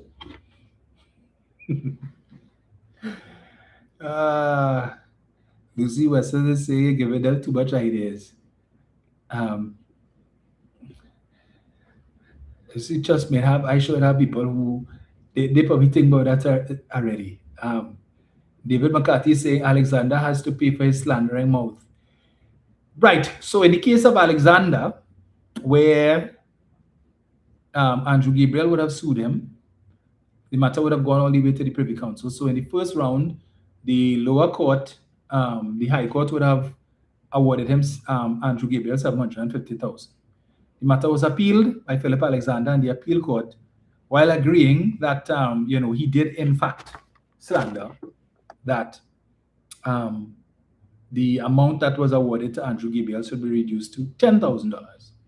Mr. Gabriel then appealed the matter to the Privy Council, which the UNC so loves.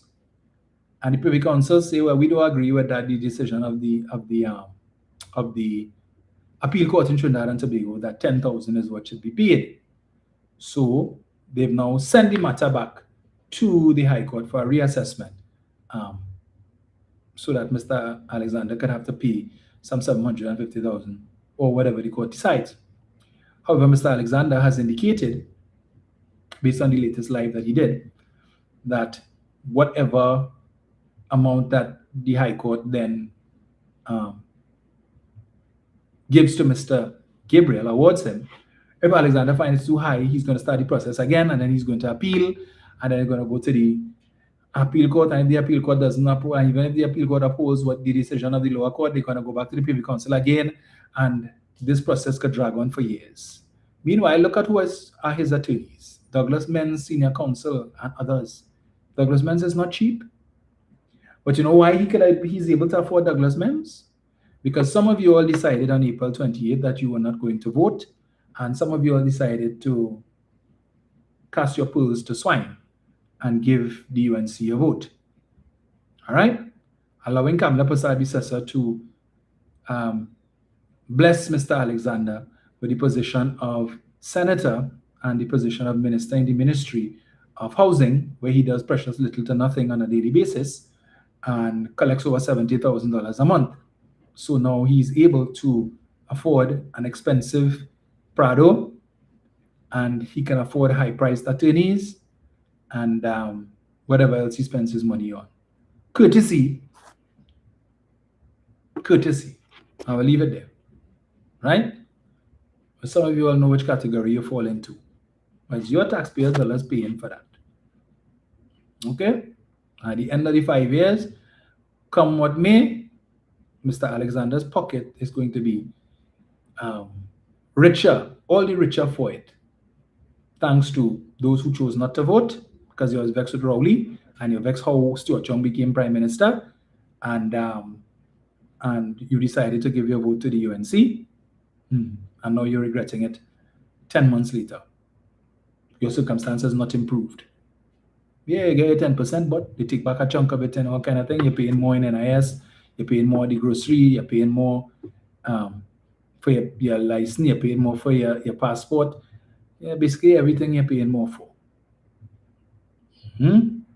Right.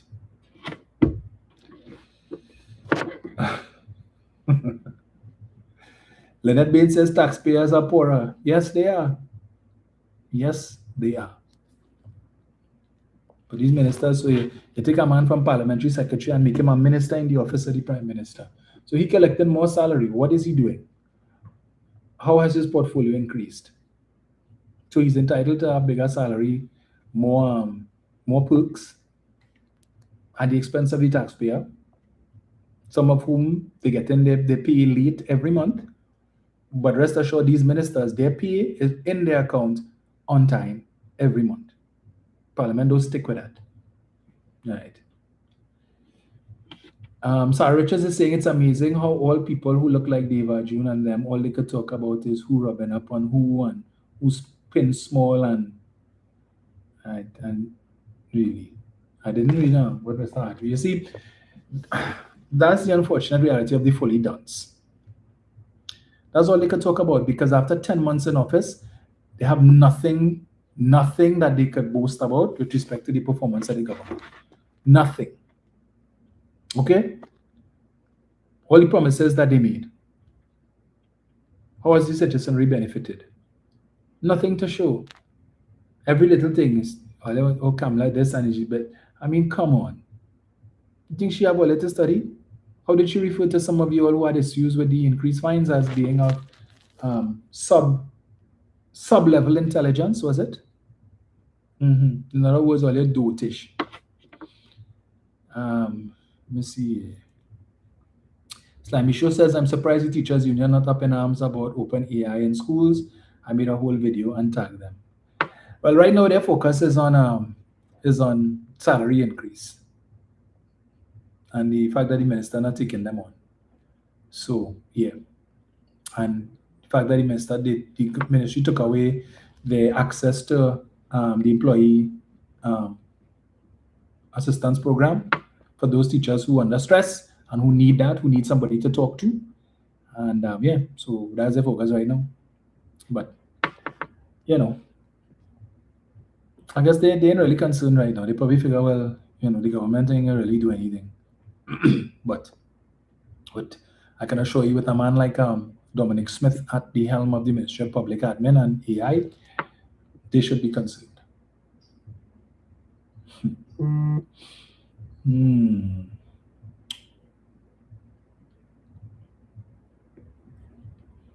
Let me see here. Let me see.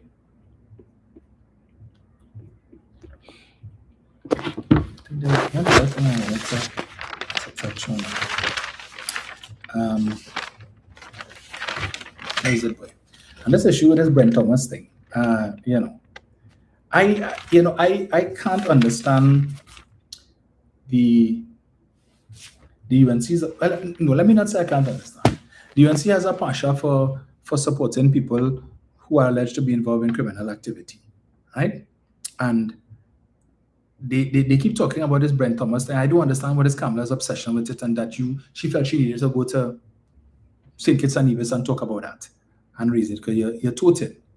But the fact of the matter is, Brent Thomas is no angel. I would have read for you all that article where the BIR employee was charged, received 4 charges, which included for issuing false tax certificates, tax clearance certificates to Mr. Thomas's company, where they were seeking basically to defraud the state. You're receiving tax clearance certificates claiming that you paid your taxes when you did not. Right? False. And I don't understand how it is. Was there an investigation into that? Was this man ever charged? Because if you charge a BIR employee, it means you would have done an investigation and you have evidence to show that he did what he did. I don't think he wake up one morning and call Brent Thomas and say, hey, I just want to give you some, you want some tax clearance certificates to see that you paid your taxes? Yeah, give me 10,000 and I will organize it for you. And Mr. Thomas say, well, no, it's okay. What role did he play in this? Right? Did he initiate? So you lock up you charge the BIR employee. So what about him? What about him? But no, well, let me get out thing and how much money he want to get from the Barbados government, all this kind of rubbish. Anyway, the speaker is get vexed. PF Cutters is asking me, what are your thoughts on Fali saying this Brent Thomas issue needs a regional probe, siding with the PM's criticism of fellow. Fali is basically singing for his supper. He's grateful to Mrs. Prasad-Bissessar for elevating him to that status where he considers himself to be, as the Chief Secretary of Tobago, he considers himself to be, or at least she made him feel like he is part of the heads of CARICOM. And so right now he's going to say anything that he can to ensure that further opportunities like that presents itself. So who knows, maybe he open Kamala might tell him, Fali, yeah, welcome, let me go. You want to be part of my delegation to go up to Miami on Saturday? You want to meet Donald? Let me go now. And it is amazing. He was not, if Fali had made 1/10 of the effort to work with Dr. Rowley and the PNM, as he has been doing with Kamala Prasad-Bissessar and the UNC, Tobago would have been even better for it today. But from day one, he went in there as Chief Secretary with the attitude that the PNM is the enemy. And we recall from the very early days as Chief Secretary, he said he don't want no advice from Trinidad. He's taking no advice from Trinidad. You don't want nobody in Trinidad telling him nothing, right? He not willing to listen. You don't want to hear nothing from Trinidad. That was his approach. And it just went downhill from there, telling Dr. Rowley, mind your damn business and come and dig up your navel string and all kind of foolishness. He was antagonistic to Dr. Rowley from day one, made absolutely no effort whatsoever to work with the central government then. But today he and Kamala best friends, ring on finger. She could do no wrong in his eyes and he could do no wrong in hers. And so anything that he could do, because I mean the two rubber stamps that they have sitting in the parliament, they're more or less on the government, they're part of the arrangement, but pretending that they're not. But they vote with the government, they attend all government functions they're invited to, they're there. So they're not fooling anybody. But I saw that Trevor James would have laid some motion in the parliament a few days ago, and in listening to him and some of the things that they are proposing and what it is that they want, I mean, it seems like they are just a short way away from secession. Because in the little that I heard on I-95, the utterances of Mr. James in the chamber in piloting this motion, I mean, they're even asking for Tobago sportsmen to be able to compete, not for Trinidad and Tobago, but under the banner of Tobago alone. Now the country, these young men and women, these sportsmen and women are citizens of Trinidad and Tobago. But in this motion that is being proposed to be passed in the assembly and then for it to come to the parliament for ratification, and they have the majority, you are asking for Tobago sportsmen and women to be able to compete under just as they're competing for Tobago alone, not Trinidad and Tobago, right? So when they go out there and they perform and they win, all recognition is Tobago. So are you going to play the national anthem of Tobago when they win and they mount the medal podium and you put the medal around their neck, you go and hand them the trophy or the flowers? You're going to play the national anthem of Tobago? I just asking Mr. James. Because since you only want recognition for Tobago alone, but when the athletes from Trinidad go out and compete, you're competing for Trinidad and Tobago. The national anthem of Trinidad and Tobago would be played. All recognition goes to the country that is Trinidad and Tobago. But they want their sportsmen and women to go out there. So like maybe when Akeem Stewart goes out and think from this athlete from Tobago, no mention of Trinidad, exclude that. And Prasad-Bissessar, and they have no problem with that at all. None. Well, then when things like that happen, so if an athlete decides from Tobago goes to compete in the Olympics, right? And they win a gold medal and they come back, who's going to reward them? The government of Trinidad and Tobago? Are they going to be rewarded under the reward policy of the government of Trinidad and Tobago, or Tobago alone?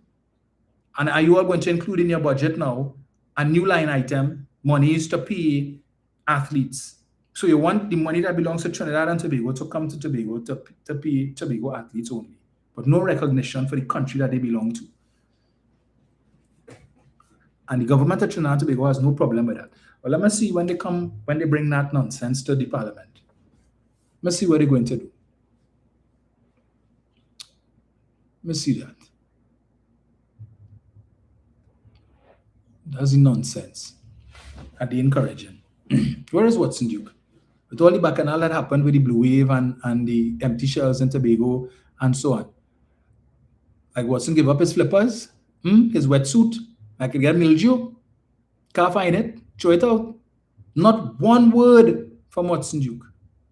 Only taking a set of pictures and so on and posting up on Facebook, and he just relaxing and chilling.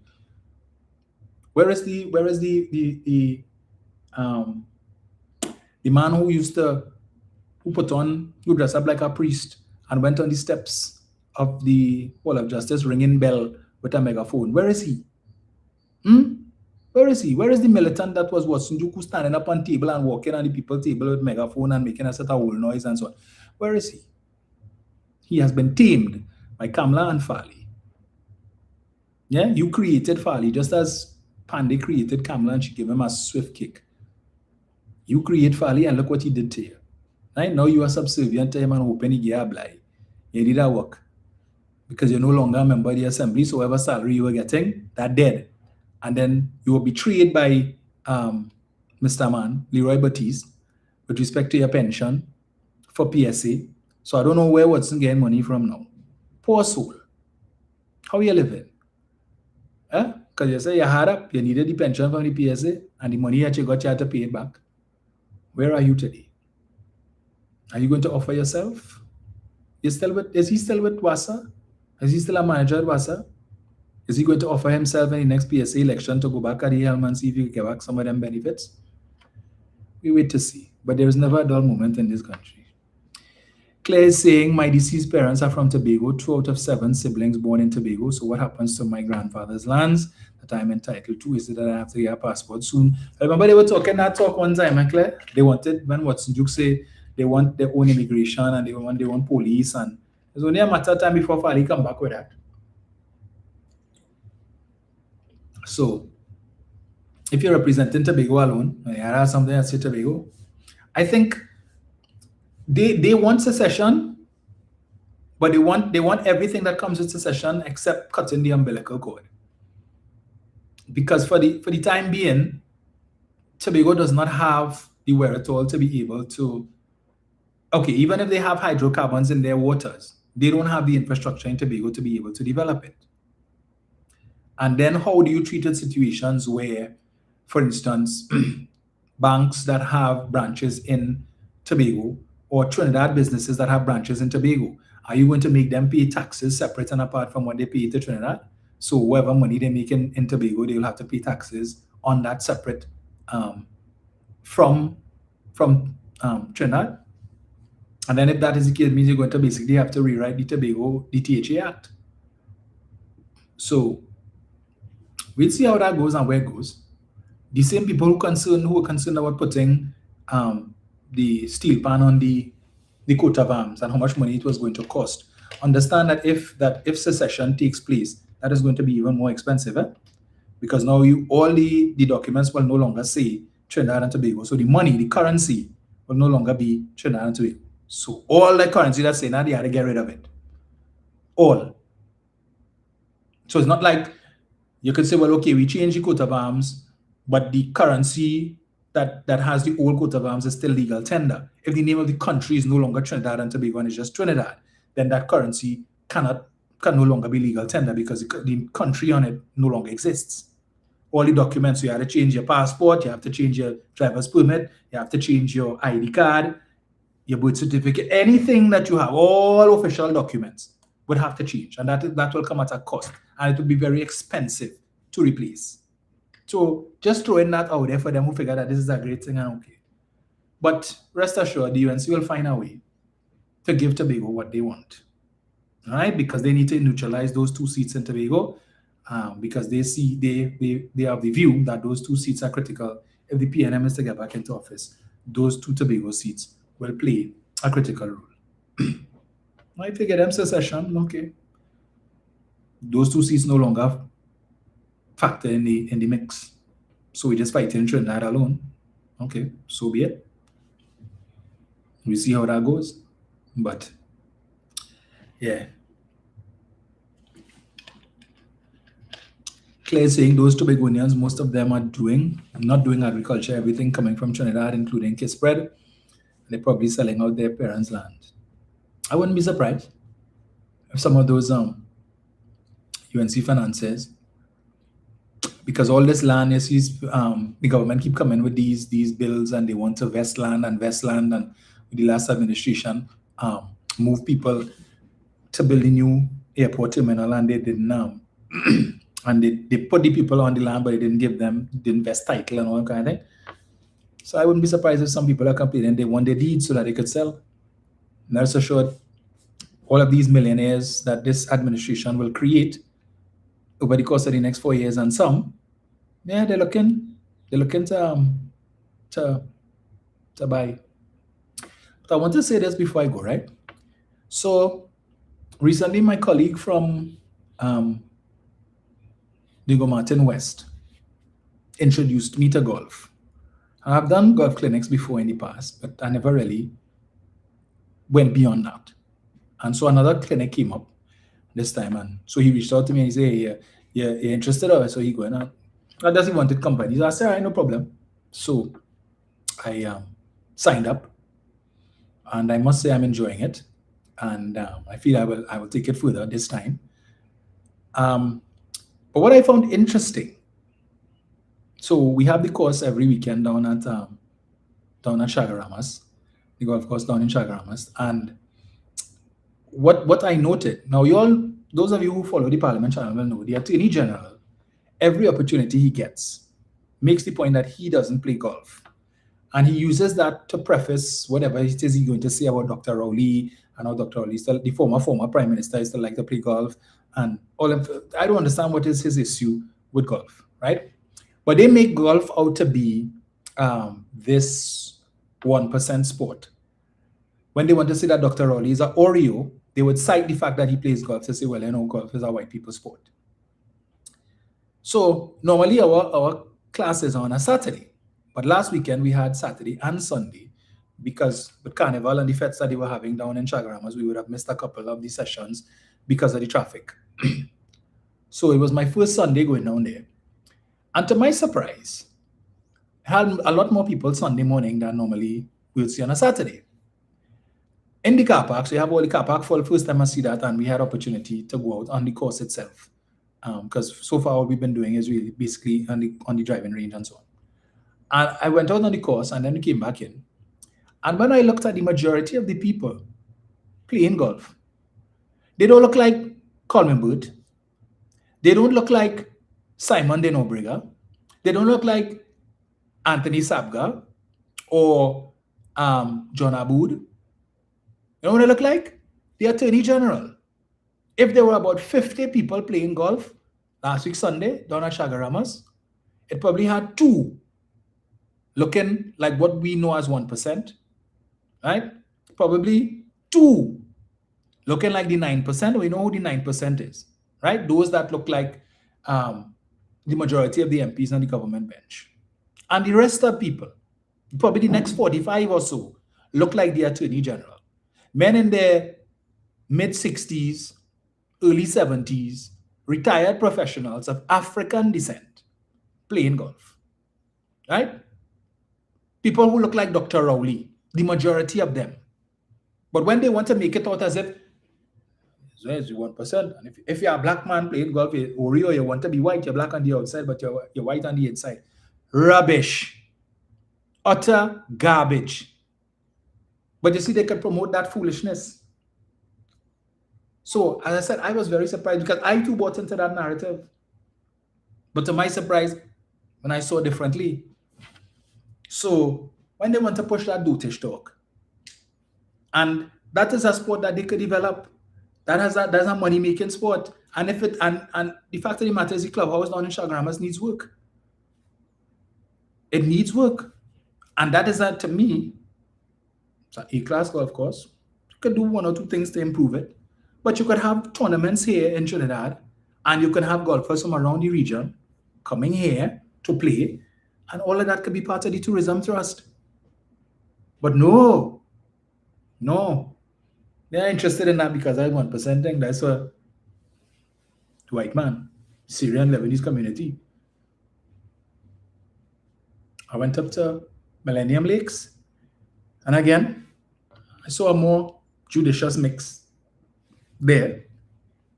Again, a lot of persons that look like the Attorney General, but you also had a lot of people that look like the majority of the members on the government bench there as well.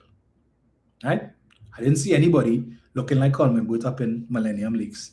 You might more see more of them in Mocha, because as I understand, the St. Andrews Golf Course is $18,000 a year as a membership fee or something like that. Right? But spend some money. Let me see. Cricket G Ward is saying Tobago's best job is police, fire, prison, army, THA, and education. How long will they last with limited resources on the island, making $4K and $5,500 per month? Natasha Scott is saying Tobago gets on like Kamala. They don't like Trinidad, but they want money from we, just like how Kamala do like Venezuela, but she wants the people gas. Yes. Jimmy is saying why James don't say that for Calypsonian too. He not talking for all the people in Tobago. I agree with you. Right? And I noticed the other James is saying that, and all of a sudden when James gone silent, and who's the other one? The other James, oh gosh, the one with the afro. Can't remember his name. Right? Had nothing to say about what's happening in Tobago with the boat, right?